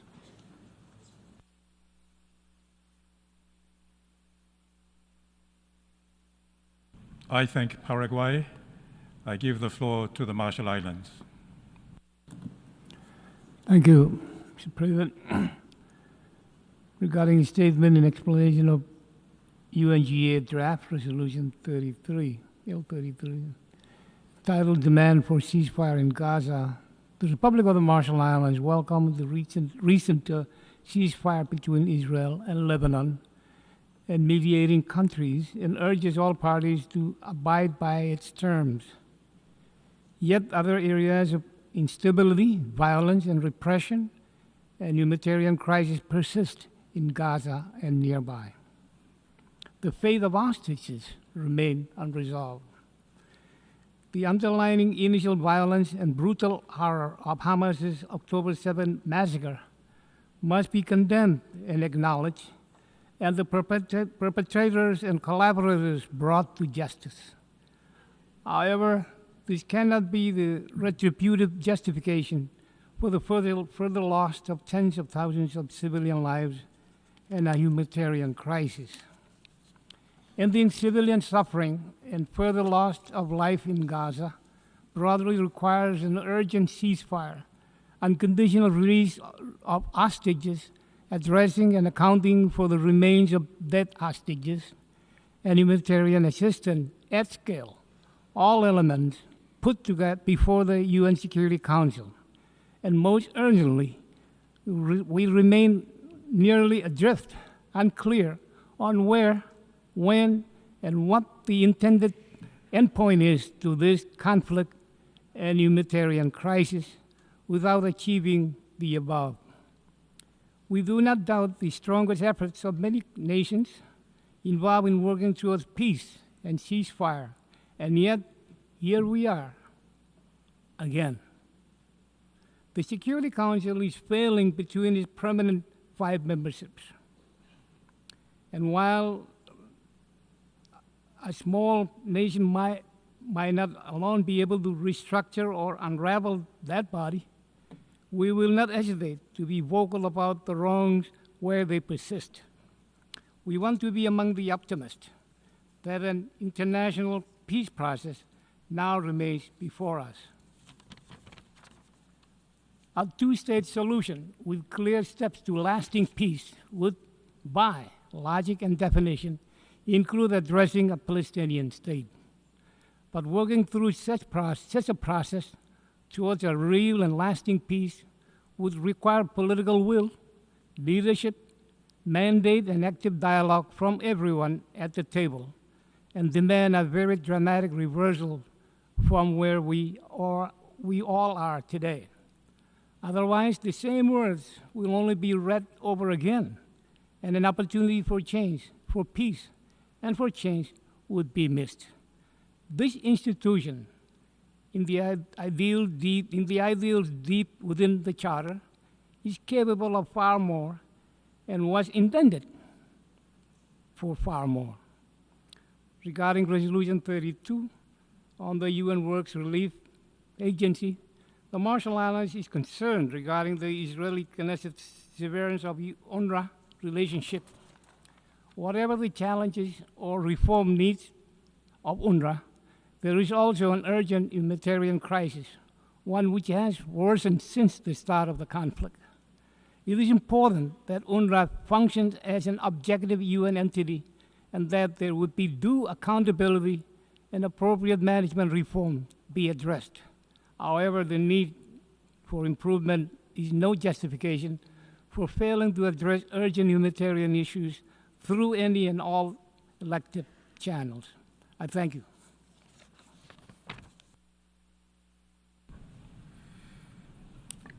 I thank the Marshall Islands. We have heard the last speaker in explanation of vote before the vote. Before proceeding further, I wish to address the question concerning the majority required for the adoption of the draft resolutions. In light of Article 18, paragraph 2 and 3 of the Charter of the United Nations, is there any objection to taking action on draft resolutions A, ES 10 L32 and A, ES 10 L33 by a 2/3 majority of the members present and voting? I see no objection. The 2/3 majority of members present and voting is therefore required for the adoption of draft resolution A/ES-10/L32 and A/ES-10/L33. The Assembly will now take a decision on draft resolution A/ES-10/L.32 entitled Support for the Mandate of the United Nations Relief and Works Agency for Palestine Refugees in the Near East. A recorded vote has been requested. We shall now begin the voting process. Those in favor of draft resolution A/ES-10/L32, please signify. Those against, abstentions. The Assembly is now voting on draft resolution A/ES10/L32 entitled Support for the Mandate of the United Nations Relief and Works Agency for Palestine Refugees in the Near East. Will all delegations confirm that the votes are accurately reflected on the screen?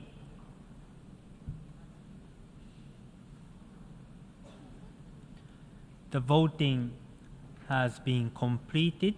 Please lock the machine.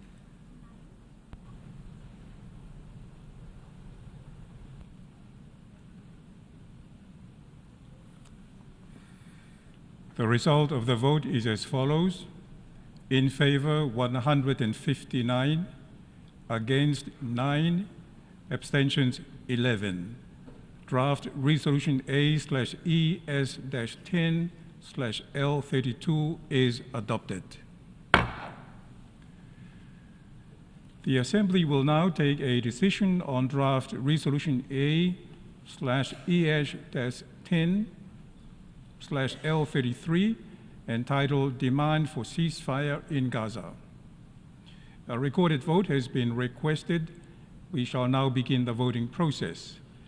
Those in favor of Draft Resolution A/ES-10/L33, please signify. Those against, abstentions. The Assembly is now voting on Draft Resolution A/ES-10/L33 entitled Demand for Ceasefire in Gaza.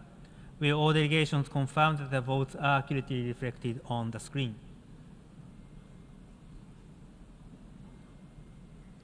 The voting has been completed. Please lock the machine.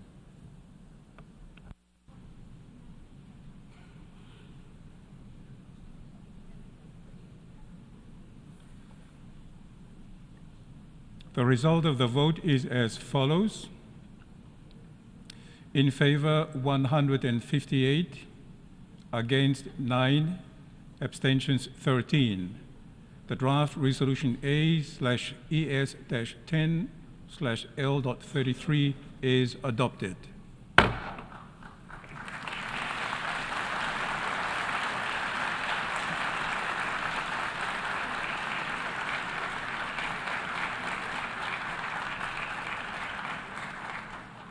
Before giving the floor for explanations of vote after the vote, may I remind delegations that explanations of vote are limited to 10 minutes and should be made by delegations from their seats.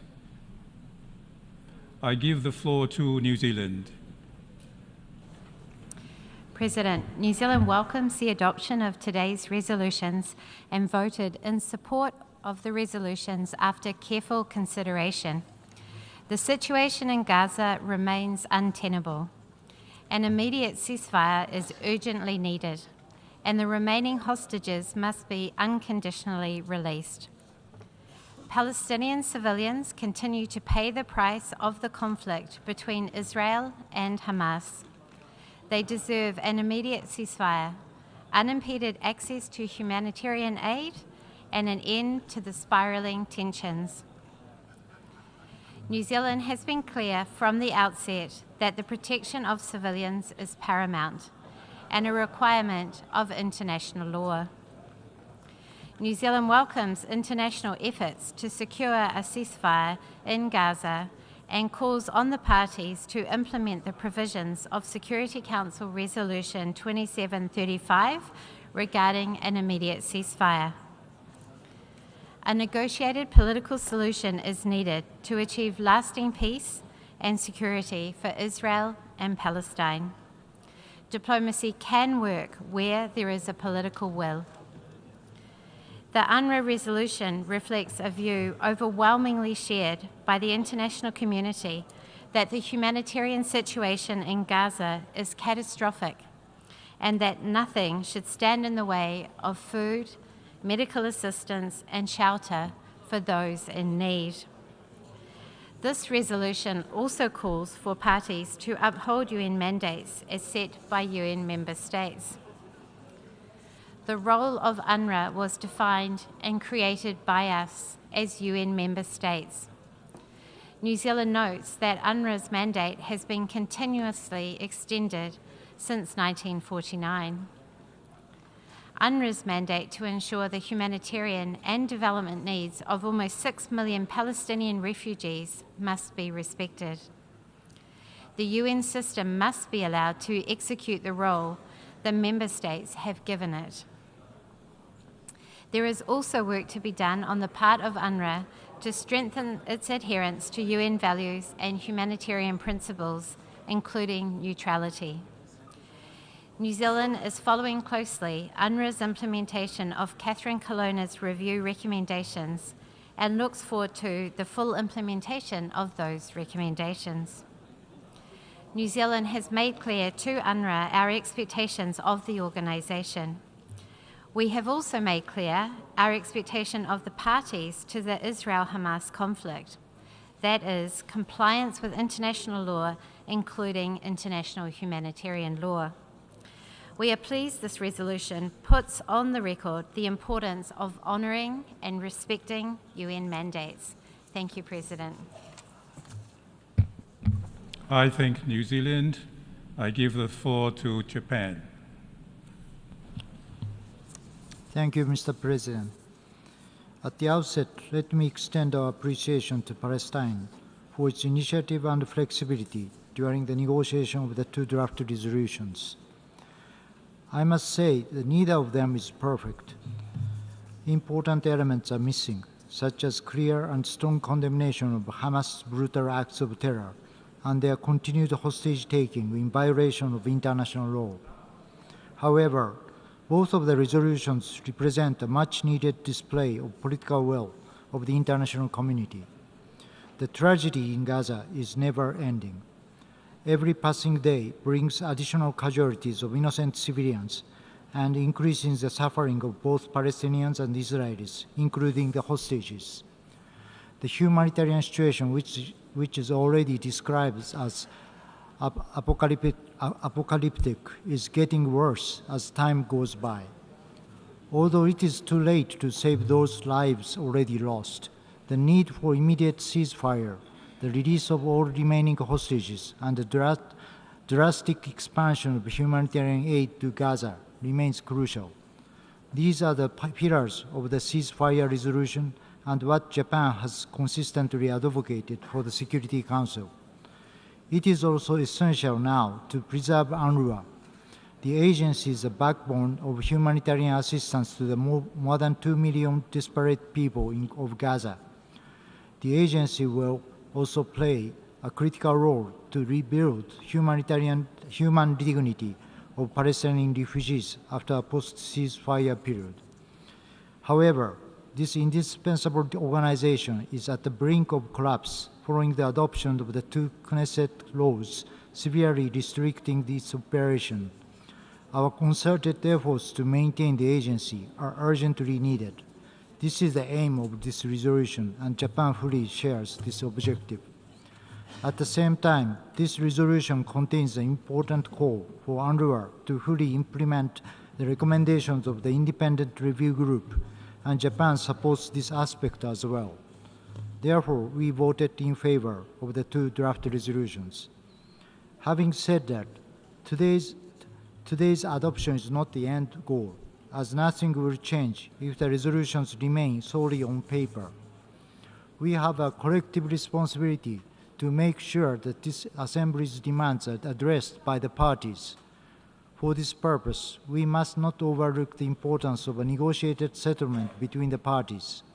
In this vein, Japan is encouraged by the reports on the resumption of ceasefire talks and commends the tireless efforts of the mediators. Finally, Japan is steadfastly committed to a lasting peace for both Israel and Palestine in the form of a two-state solution, and will continue to make all possible diplomatic efforts to this end. Likewise, we will remain at the forefront of humanitarian assistance to the most vulnerable, and also stand ready to contribute to the early recovery and reconstruction of Gaza. I thank you. I thank Japan. I give the floor to Guatemala. Presidente, desde 1947, Guatemala ha mantenido la firme convicción en que la coexistencia pacífica del pueblo israelí y el pueblo palestino debe estar basada en la preeminencia del derecho internacional. Como Estado con una sólida vocación pacifista, reconocemos la necesidad de buscar una solución pacífica al conflicto, abogando que la misma sea facilitada por la comunidad internacional y que las Naciones Unidas auspicien un proceso político encaminado a promover una paz justa y sostenible en la región, con el involucramiento de todas las partes concernidas.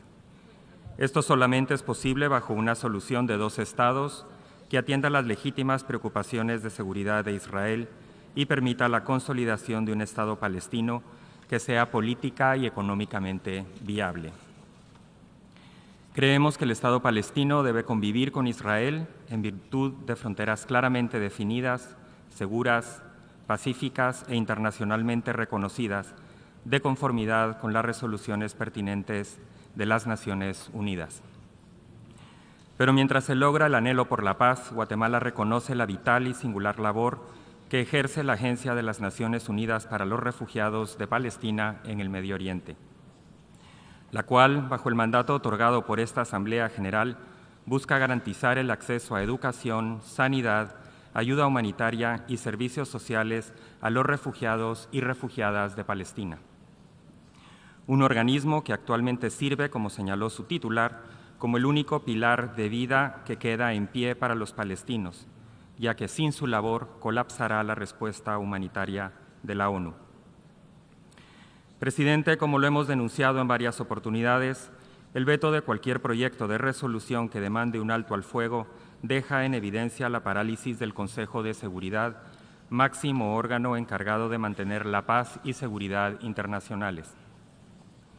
Una vez más, abogamos por evitar el ejercicio del veto cuando se trate de prevenir o detener situaciones que involucren atrocidades en masa.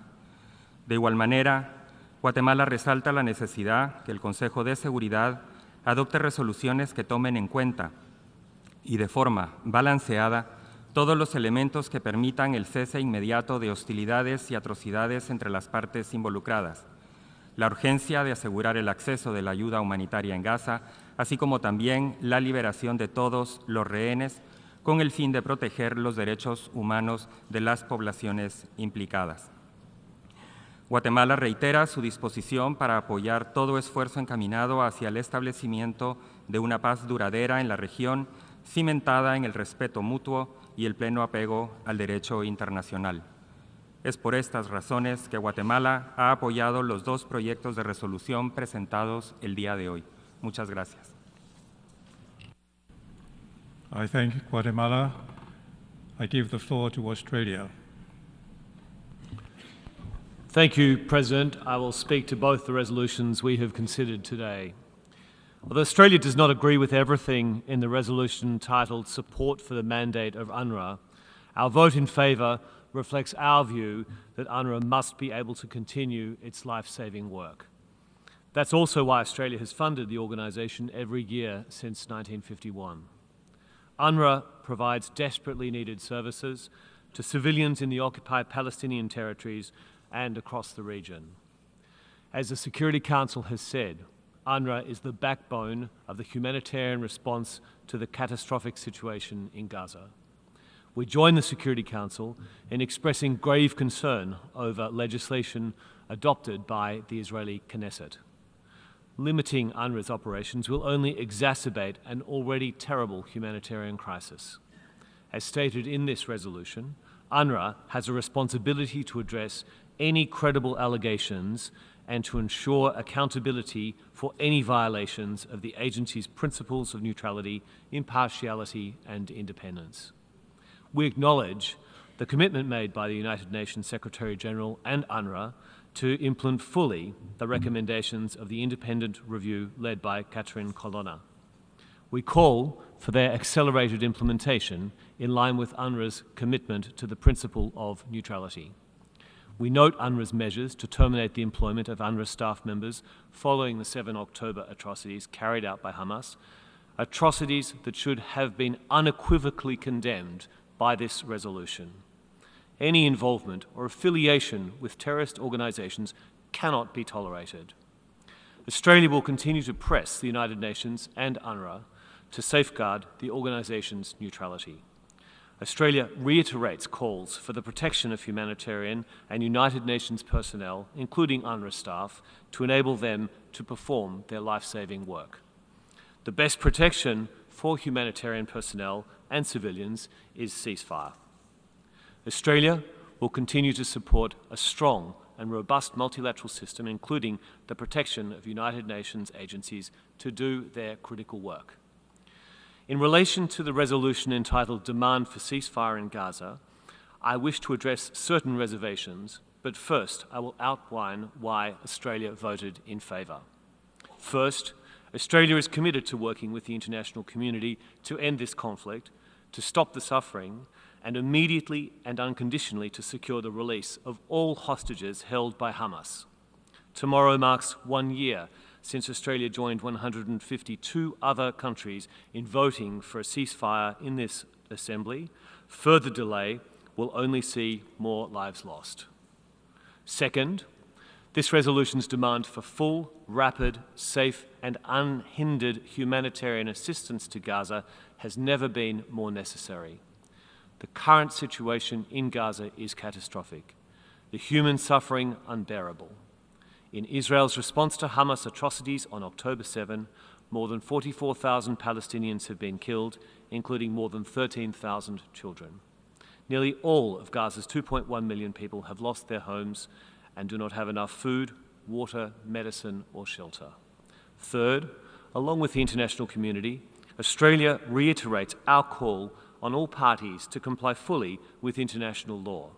Civilians and humanitarian workers must be protected.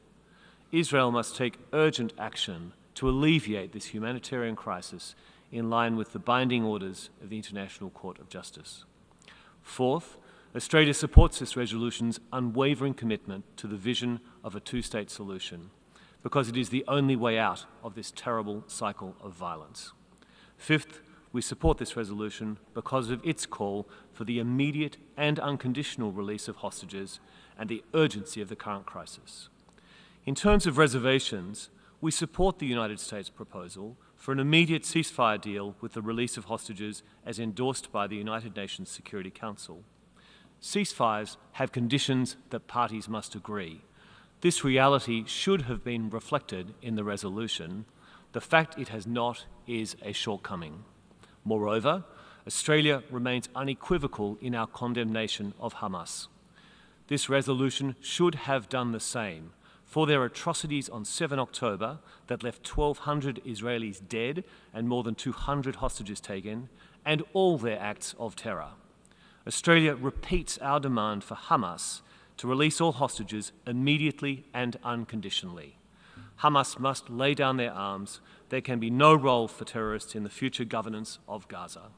Finally, President, Australia continues to give careful consideration to the International Court of Justice's conclusions in its advisory opinion. Our vote is not determinative of Australia's position on all the conclusions in that opinion, including those recalled in this resolution. Thank you, President. I thank Australia. I give the floor to Czechia. Thank you, Mr. President. As we gather here today, the Middle East is engulfed in profound turmoil. My country, Czechia, is deeply troubled by the ongoing suffering endured by civilians in the region. We are deeply concerned about the critical situation of the civilian population in Gaza, who deserve to live in peace and dignity. We welcome any meaningful efforts to end the violence. Let me acknowledge that both resolutions adopted today contain a number of constructive elements that represent positive progress. We commend the efforts to find common ground and address the urgent challenges in the region. However, we must not overlook the horrific terrorist attacks of the 7th of October that plunged the region into this current cycle of conflict. Hamas terrorists unleashed a deadly rampage, brutally killing and maiming innocent civilians and taking hostages in a shocking display of barbarity. There can be no excuse or justification for such egregious acts, which have had fatal consequences for all people in the region. Once again, my government regrets that this esteemed assembly did not take a more forceful stance in condemning the actions of Hamas. Moreover, the resolution L33 fails to unequivocally link a durable ceasefire to the release of all the hostages. To omit this crucial linkage risks sending a dangerously misguided signal to Hamas that their reckless reign of terror may somehow be vindicated. We must not abandon the hostages and their families. It is due to this omission that Czechia cannot support this resolution, and that is why we voted against it. Let us be clear, Hamas too has a choice to make. They could immediately release the hostages, they could cease using civilians as human shields, and stop exploiting civilian infrastructure to launch terrorist attacks.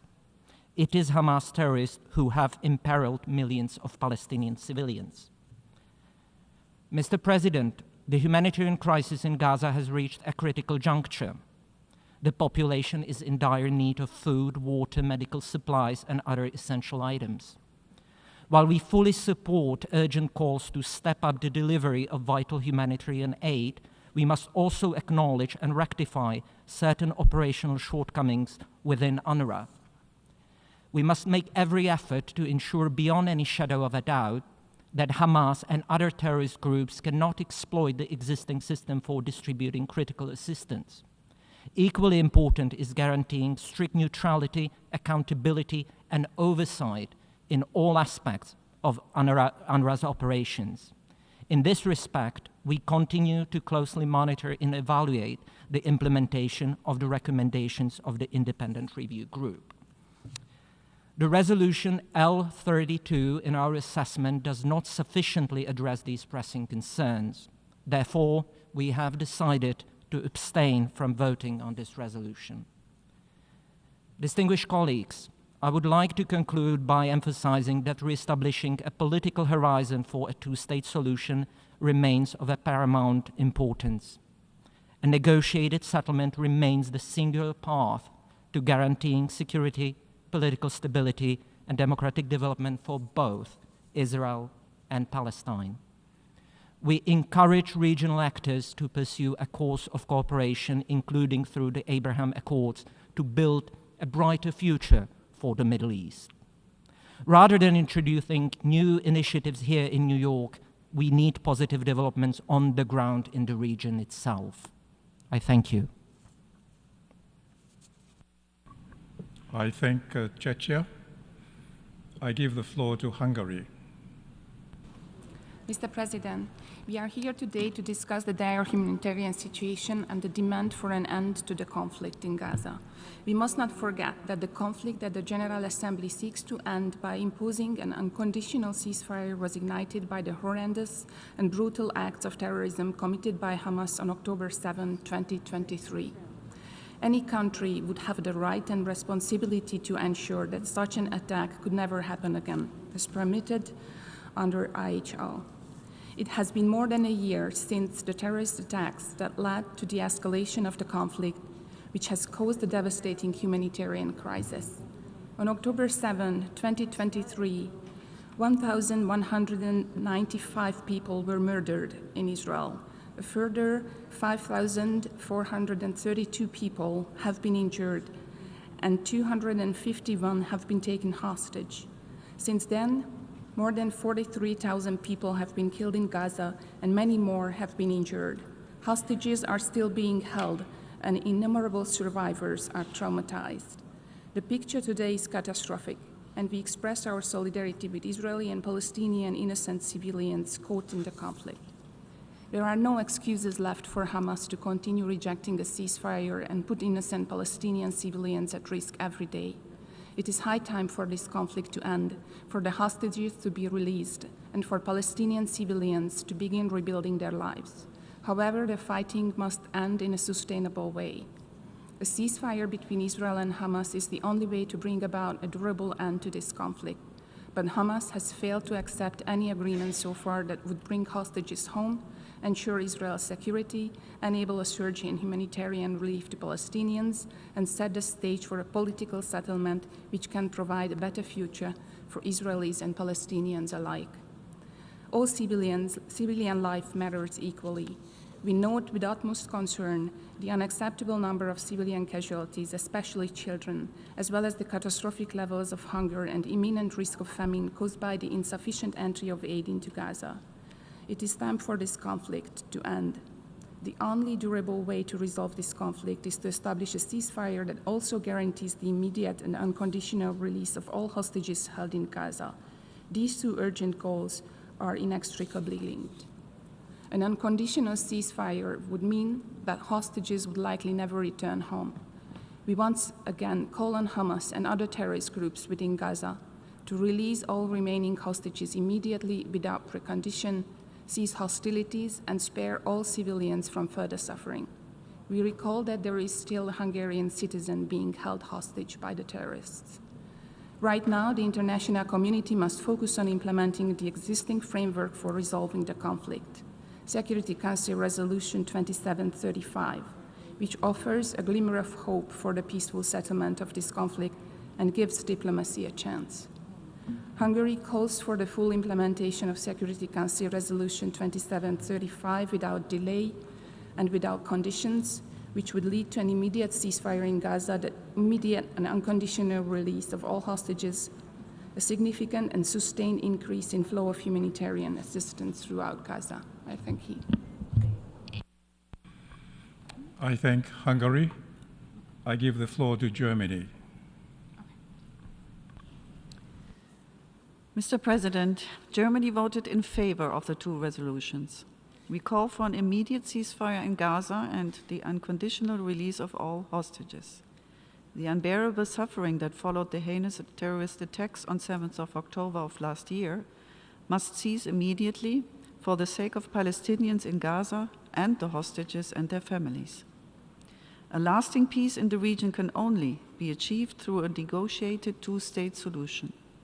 Only when Israel's security is ensured and Palestinians have their own state where they can live in dignity and safety will both peoples be able to live side by side in peace. Germany, alongside its partners, remains steadfast in its commitment to work towards this goal.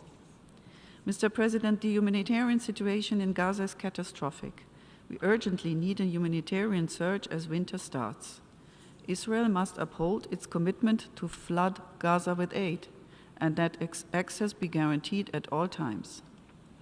Germany is the second largest contributor of humanitarian aid to Gaza, and together with our partners has consistently been and continues to be engaged in substantive financial and diplomatic humanitarian support to increase the flow of aid into Gaza in order to alleviate the unimaginable suffering of the Palestinians there.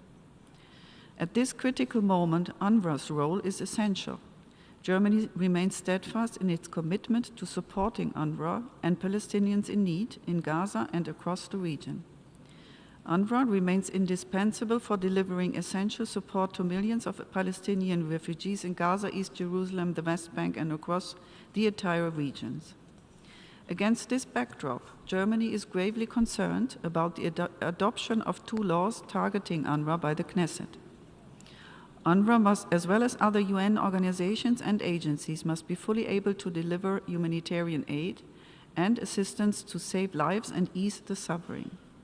We urge the Israeli government to abide by its international obligations, respect the privileges and immunities of UNRWA, and live up to its responsibility to facilitate full, rapid, safe, and unhindered humanitarian assistance to the civilian population in Gaza.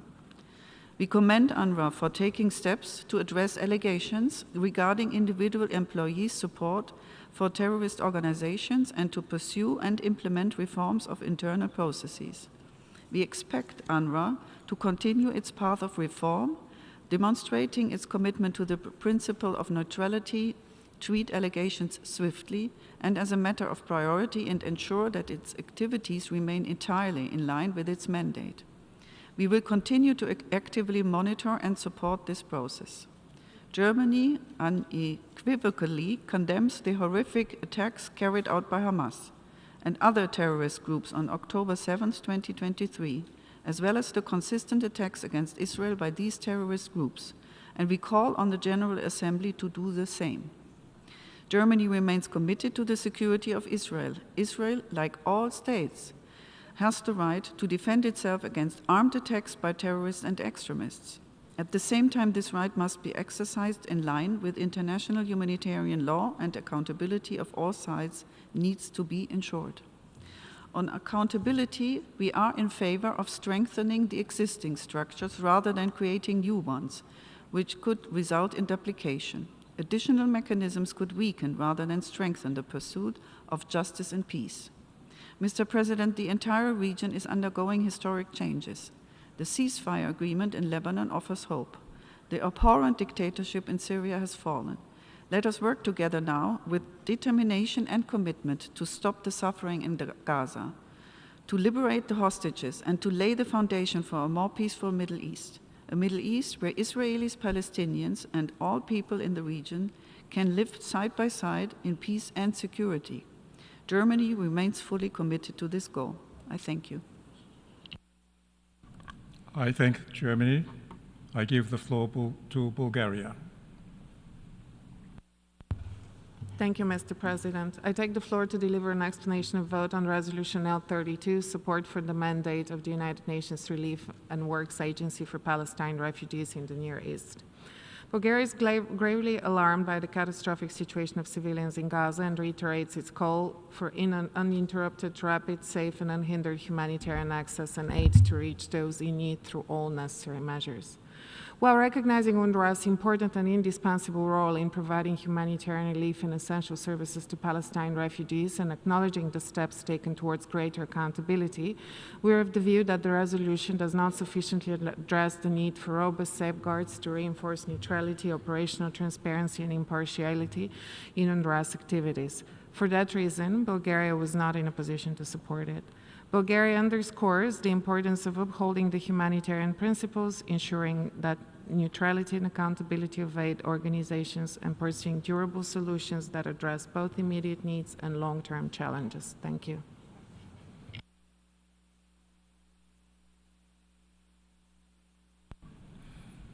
I thank Bulgaria. I give the floor to Belgium.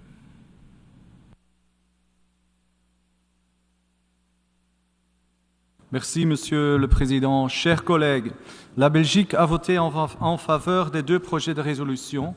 Elle en soutient pleinement leurs principaux éléments. Un cessez-le-feu immédiat respecté par toutes les parties, la libération immédiate et inconditionnelle de tous les otages, un accès sans entrave de l'aide humanitaire aux populations civiles et, tant qu'il n'y aura pas de solution durable au conflit, la mise en œuvre essentielle du mandat de l'UNRWA. Chers collègues, il faut rompre avec le dialogue de sourds auquel nous assistons et travailler à une solution commune, rompre avec le cycle de violence, rompre avec la déshumanisation et les discours de haine. La diplomatie doit reprendre le dessus tel qu'elle a pu le faire au Liban. Cela requiert des concessions de part et d'autre. Rien ne peut justifier le massacre de plus de 44 000 civils à Gaza et ailleurs. Seul un cessez-le-feu immédiat peut mettre un terme aux souffrances inacceptables infligées aux populations. La Belgique exhorte les parties à faire preuve de bonne volonté pour que ces négociations puissent enfin aboutir. L'horreur doit cesser et rien ne peut justifier la prise en otage des civils. Les otages détenus depuis le 7 octobre doivent être libérés immédiatement et sans condition. Les familles doivent connaître le sort de leurs proches disparus. Ceci est également le cas pour les personnes en détention, surtout les mineurs.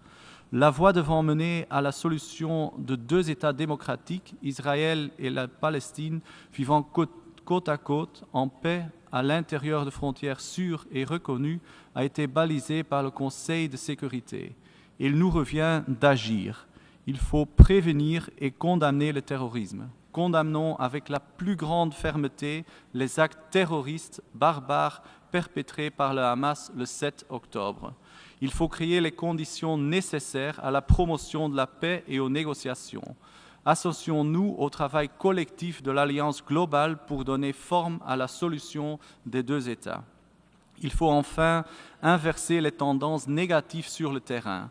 Employons-nous à mettre en œuvre l'avis consultatif de la Cour internationale de justice sur l'illégalité des colonies et rejetons catégoriquement la poursuite de la politique d'expansion menée par Israël. Nous nous inquiétons vivement des rumeurs d'annexion de territoires palestiniens et de transfert de l'administration des territoires occupés vers l'administration civile. Seule la voie politique peut conduire à la paix et à la réconciliation. Nous attendons un engagement plus ferme en ce sens de la part des parties impliquées. En l'absence d'une solution politique, le travail indispensable de l'UNRWA doit se poursuivre. La campagne de désinformation à son encontre est inacceptable. De même, l'application des lois adoptées par la Knesset en violation des obligations d'Israël en vertu du droit international représente un précédent désastreux pour le système multilatéral. La Belgique salue la lettre du secrétaire général du 9 décembre à ce sujet et s'associe à ces considérations. La Belgique n'a jamais suspendu son financement de l'agence et s'est engagée sur le long terme via un accord multiannuel de 3 ans. Nous invitons les membres, tout particulièrement ceux qui en ont les moyens, mais n'ont pas encore contribué au financement de l'UNRWA, à en faire de même et à honorer les engagements pris. La mise en œuvre effective du rapport Colonna est importante afin d'améliorer la neutralité de l'UNRWA. Nous saluons les efforts déjà entrepris par l'agence. Des efforts supplémentaires sont indispensables avec notre soutien collectif. Enfin, la Belgique appuie les initiatives garantissant la reddition des comptes. Le droit international et le droit international humanitaire ne peuvent être appliqués de manière sélective, au risque de les affaiblir dans leur ensemble. Je vous remercie. I thank Belgium. I give the floor to the Republic of Korea. Mr. President, last month, as one of the elected members of the Security Council, the Republic of Korea participated in proposing a draft resolution to the Council, demanding an immediate, unconditional, and permanent ceasefire, in parallel with demanding an immediate and unconditional release of hostages. The Republic of Korea believes that in order to urgently save lives and alleviate the extreme suffering of Palestine in Gaza, an immediate ceasefire is not an option, but an imperative. Based on this belief, we co-penned the E10 draft resolution coordinated by Guyana last month. Additionally, we voted in favor of the draft resolution today, reiterating this demand for an immediate ceasefire. However, this does not mean that we forgot about the hostages still brutally held in Gaza. We must remember what happened on October 7th last year and how the current conflict in Gaza was brought about. Thus, we take note that the draft resolution today clearly reiterates the GA's demand for the release of all hostages. Having said that, the Republic of Korea would like to point out that the establishment of any new mechanisms for accountability should be scrupulously assessed within the context of the existing ones. This includes, but is not limited to, various committees, commission of inquiry, and courts with jurisdictions over the occupied Palestine territory. The Republic of Korea also voted in favor of the resolution to support the mandate of UNRWA. We believe that the continued operation of UNRWA is crucial, not only to support the humanitarian efforts in Gaza, but also to provide millions of Palestinian refugees in the OPT and beyond with the basic services, including education and health care. As such, we call on all key stakeholders, notably Israel, to seriously consider the possible consequences of suspending or obstructing the mandate of UNRWA, which may exacerbate the security in the region. With regard to the resolution on UNRWA adopted today, the Republic of Korea would like to clarify our view that this resolution does not include any new budgetary implications or financial commitments beyond the scope of what has been previously discussed in the Fifth Committee and approved by the GA. The Republic of Korea, as one of the members of the Security Council, will constructively participate in all efforts to restore peace and stability in the Middle East. I thank you, Mr. President. I thank the Republic of Korea. I give the floor to Austria. Thank you, Mr. President.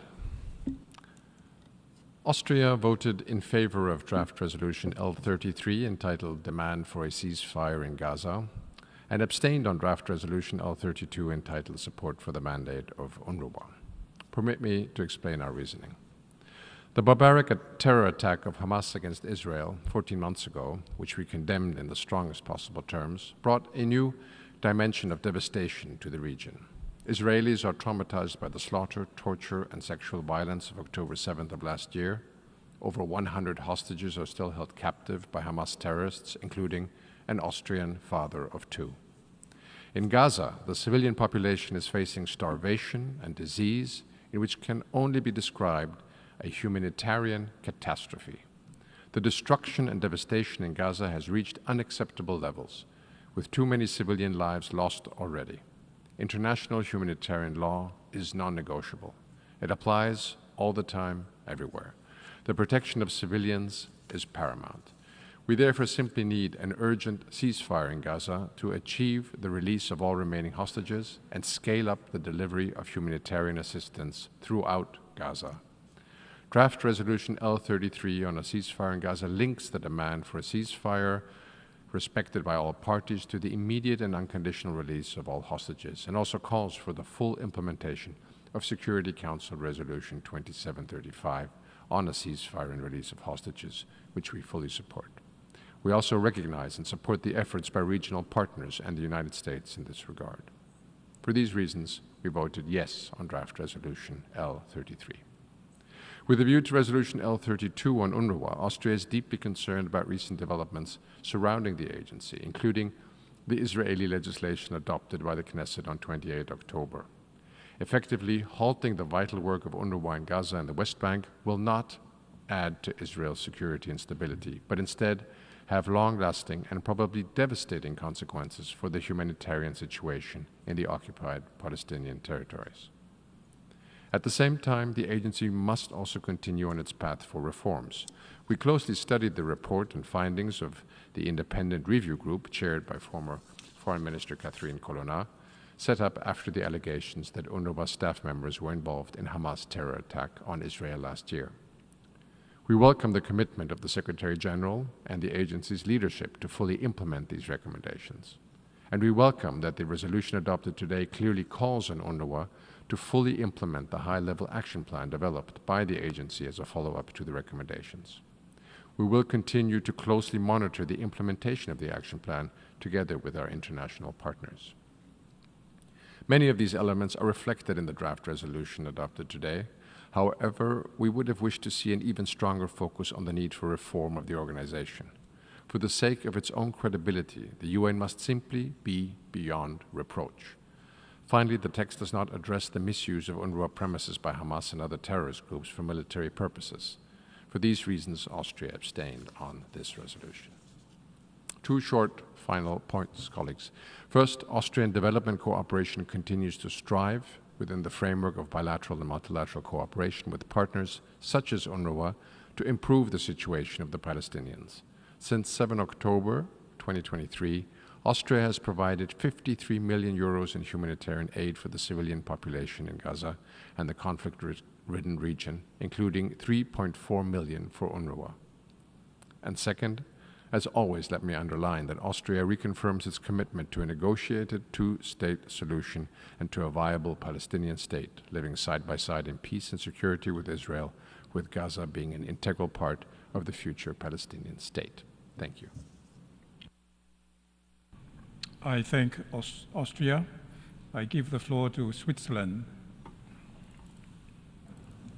Monsieur le Président, la Suisse a voté en faveur des deux résolutions. Ceci est l'expression de sa grande préoccupation face à la souffrance des civils au Proche-Orient, de l'importance que la Suisse accorde au respect du droit international et de son ferme soutien au rôle central de l'ONU pour la paix, la stabilité et l'aide humanitaire dans la région. Le conflit au Proche-Orient, en particulier la situation humanitaire catastrophique dans la bande de Gaza, nécessite notre action urgente, aussi celle du Conseil de sécurité. En tant que membre élu du Conseil, la Suisse a dès lors activement contribué au projet de résolution considéré par le Conseil en novembre et voté en faveur de ce dernier. Nous considérons qu'aucun membre du Conseil aurait dû voter contre un projet tel que celui présenté collectivement par les 10 membres élus. Malheureusement, il ne s'agit pas du premier veto depuis les actes de terror du 7 octobre 2023 que nous avons fermement condamnés. La Suisse s'engage depuis longtemps pour un usage restrictif du veto au Conseil de sécurité. Nous rappelons le code de conduite proposé par le groupe ACT relatif à son utilisation, soutenu par plus de 2/3 des membres de cette Assemblée à ce jour.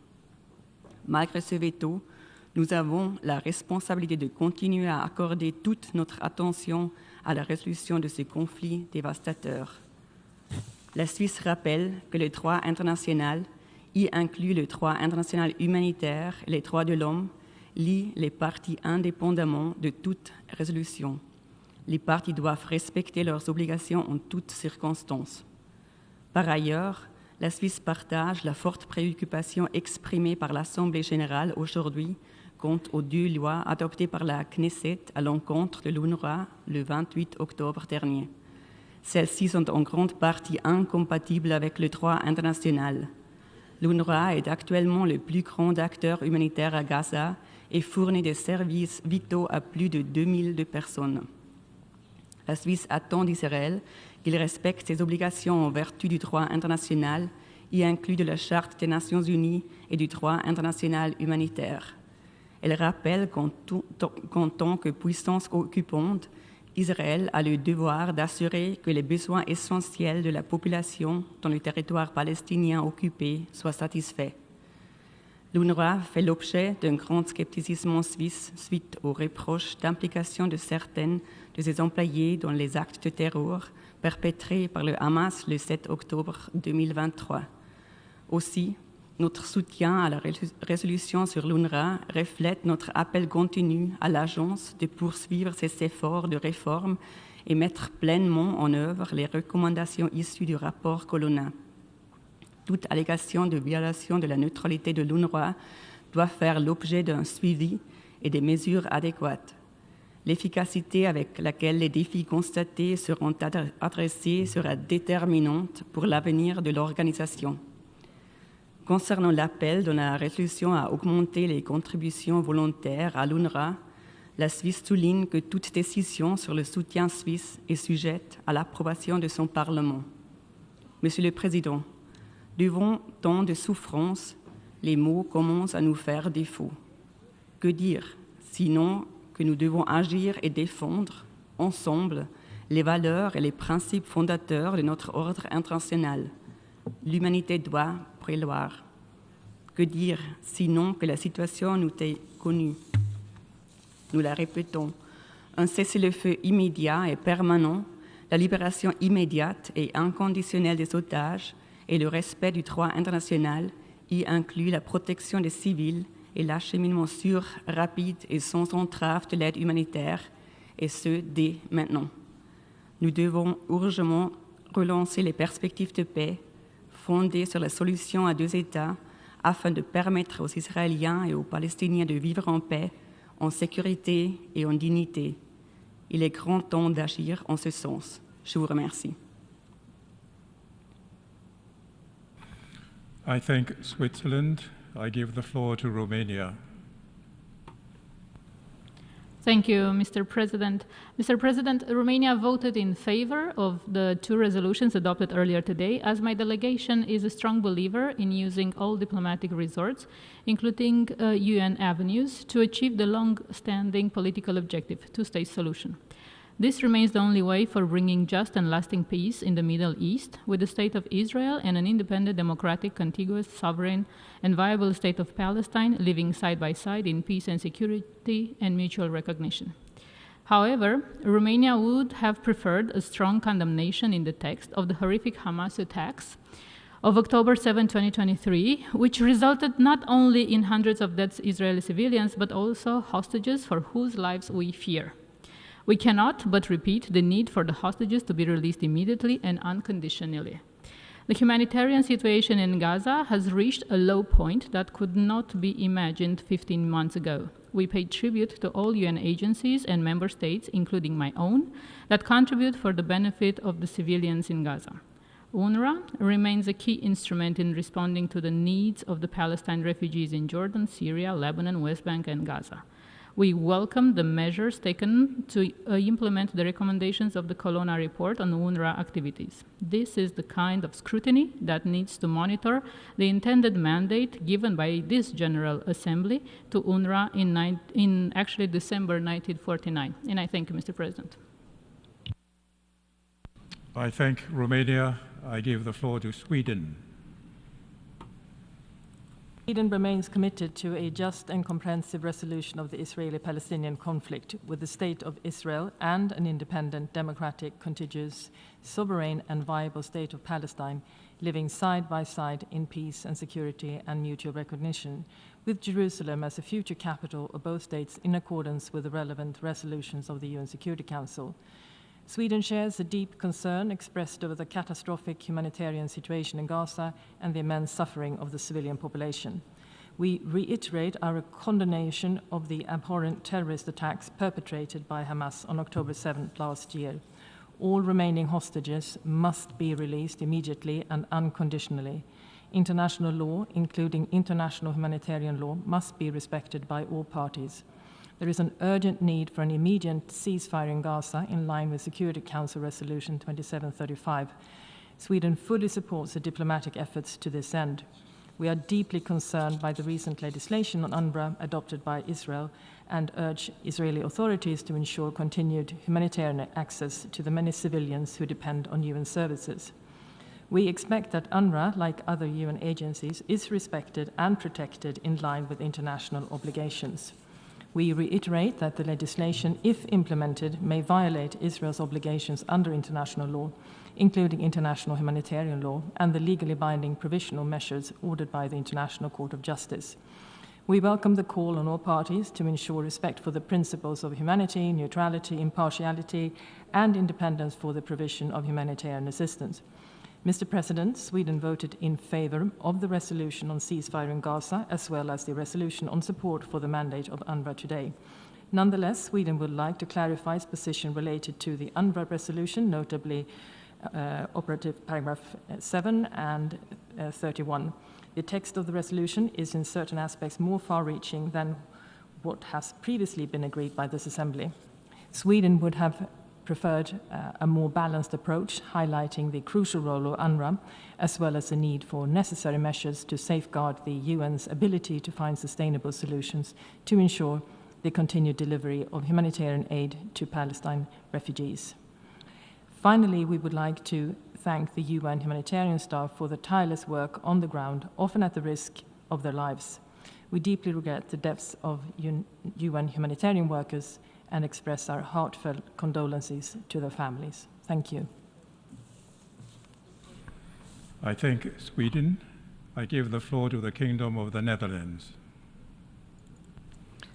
Thank you, Mr. President, and I thank you for convening today's emergency special session. I have the honor to deliver this explanation of vote on the resolution on the demand for ceasefire in Gaza and the resolution on UNRWA on behalf of the Kingdom of the Netherlands. Mr. President, it has been more than a year since the atrocious attacks by Hamas on 7 October 2023, and to our grave concern, the prospects remain bleak. The conflict that unfolded after the attacks is still ongoing. The fate of many of the hostages is still uncertain, and the suffering of the people in Gaza is worsening every day. A year has passed, and still more than 100 people are held hostage. And for more than 400 days, their families have been living in the greatest fear for their loved ones. In this light, the Kingdom of the Netherlands reiterates that the end of this horrific war must be linked to the release of these hostages. We call for an immediate ceasefire, the immediate and unconditional release of all hostages, and the unimpeded delivery of sufficient humanitarian aid to those in need. Concerns about UNRWA should be addressed, and recommendations on the neutrality of UNRWA from the Colonna report need to be implemented. Nonetheless, restricting the work of UNRWA in a time of unprecedented humanitarian needs will negatively impact the already worrying situation in the region, and especially in Gaza. We urge Israel to carefully consider its international obligations and the impact on the ground before taking further action. The ban on UNRWA poses a concern for the ability to deliver humanitarian aid to people in need in Gaza. Therefore, the Netherlands supports most of what is stated in the resolution tabled here today on UNRWA. Nevertheless, at this moment, the continuity of humanitarian aid delivery is too reliant on the implementing capacity of one organization. And while supporting the mandate of UNRWA in providing basic services in the region and thereby contributing to stability, we therefore abstained from voting. The Netherlands will continue to provide humanitarian assistance through various channels, and we support efforts to further diversify the humanitarian landscape in Gaza to better guarantee that humanitarian aid can reach those in need.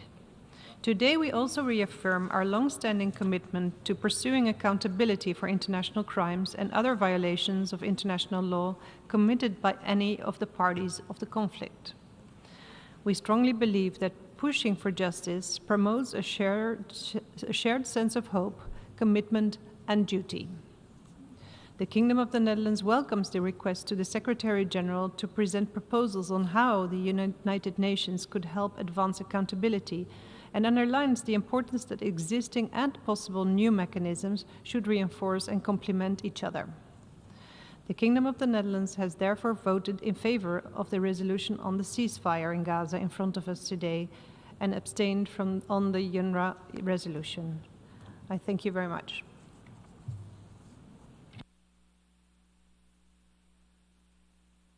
I thank the Kingdom of the Netherlands. I give the floor to Liechtenstein.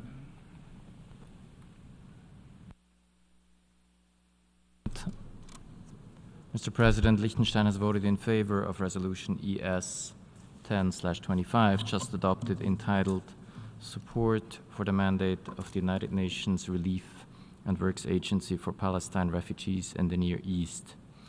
We note that much of this text is similar to that of Resolution 78/73, adopted last year with overwhelming support of the membership, including our own. We note, furthermore, that additions to the text reflect the vastly deteriorated situation in Gaza and the need to ensure the full implementation of the recommendations of the Colonna report, including through the necessary funding, which is essential for the effective continued operation of UNRWA with full respect for the principle of neutrality. Liechtenstein reiterates, as the Security Council has, and as this resolution does, that UNRWA remains the backbone of all humanitarian response in Gaza, and that no organization can replace or substitute UNRWA's capacity and mandate to serve Palestine refugees and civilians in urgent need of life-saving humanitarian assistance. Our vote in favor of this resolution is a vote to support UNRWA's efforts to meet the needs of Palestinian civilians and to meet the high standards of governance that we expect from it. To this end, we also continue to support the Statement of Shared Commitments on UNRWA proposed by Kuwait, Jordan, and Slovenia. I thank you. I thank Liechtenstein. I give the floor to Iraq. سيد الرئيس صوت العراق لصالح القرار A/ES10/L33 انطلاقا من حرصه في التعبير عن موقفه الثابت تجاه القضية الفلسطينية العادلة ودعم جميع الجهود الدولية الرامية إلى وضع حد للعدوان والانتهاكات الجسيمة الممنهجة التي تقوم بها سلطة قوات الاحتلال، ومنها الوقف الفوري غير المشروط لإطلاق النار وتيسير وصول المساعدات الإنسانية. إلا أنه يعلن تحفظه عما ورد في منطوق الفقرة العاملة 8 من القرار المذكور، كون مضامينها تتعارض وتخالف التشريعات الوطنية وموقف العراق المبدئي تجاه القضية الفلسطينية. ويرى العراق ضرورة تدخل المجتمع الدولي لإيقاف الممارسات التي تقوم بها سلطة الكيان الإسرائيلي التي تعد مخالفة صارخة وممنهجة وصريحة لمبادئ القانون الدولي وميثاق الأمم المتحدة واتفاقيات جنيف ذات الصلة بالقانون الدولي الإنساني. شكرا سيد الرئيس.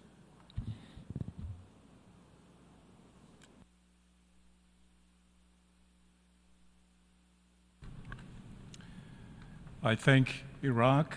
If you could just give us a few moments to clear this out. Thank you.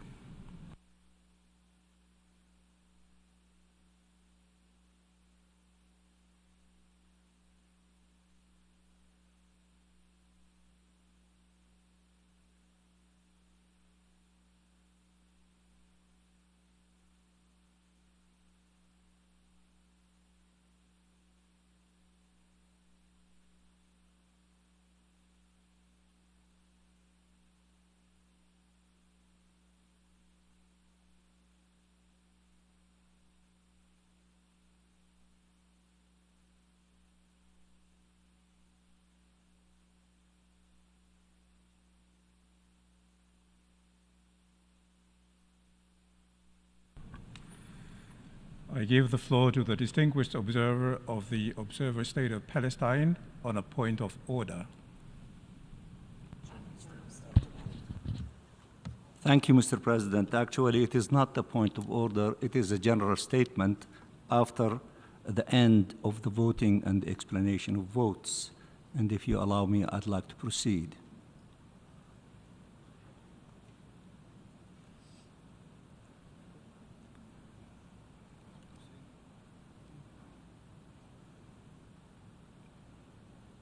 Excellency, you may continue.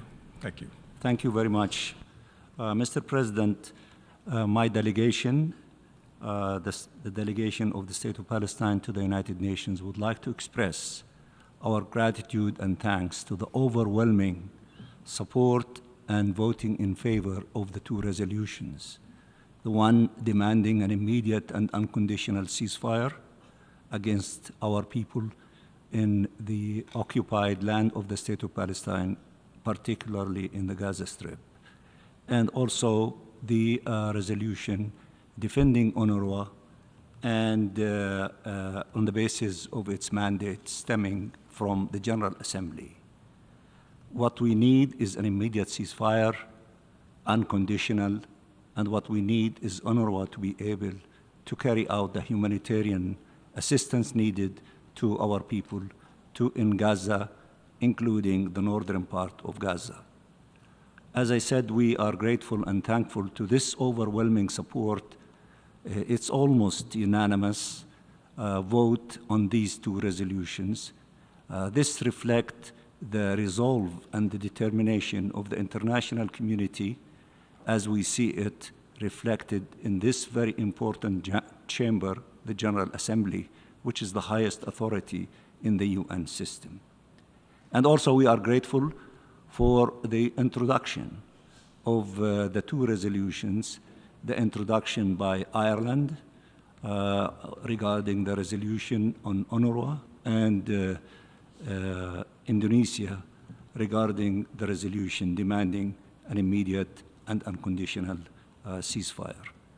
And we agree with the articulation of the minister from Indonesia, my brother Tata, when he said, had we implemented a resolution last December in which the number of casualties among the Palestinian people were in the vicinity of 20,000, and the number of casualties today is in the vicinity of 50,000, and of course the number of injuries tens of thousands more than a year ago. We could have saved the lives of all those that, because the United Nations, and more specifically the Security Council and the abuse of the veto, dragged its feet not to allow the position of the international community then last December by 153 votes, and today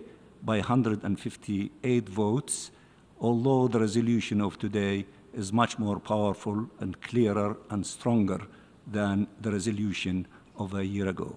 Of all these things, they give us a strong feeling of the position of the General Assembly knocking on the door of the Security Council and saying that it is high time for you to implement your resolutions, and the feeling of the General Assembly, and to do that through using Chapter 7 of the Charter of the United Nations. We will keep knocking on the doors of the Security Council and the General Assembly until we see an immediate and unconditional ceasefire put in place, and until we see humanitarian assistance seeing and being distributed at scale in all corners of the Gaza Strip. And in this regard, as many of you, almost all of you, who spoke and voted in favor indicated that UNRWA is indispensable, UNRWA cannot be replaced, and UNRWA is capable of carrying the position of the international community with regard of providing humanitarian assistance to the Palestinian people everywhere.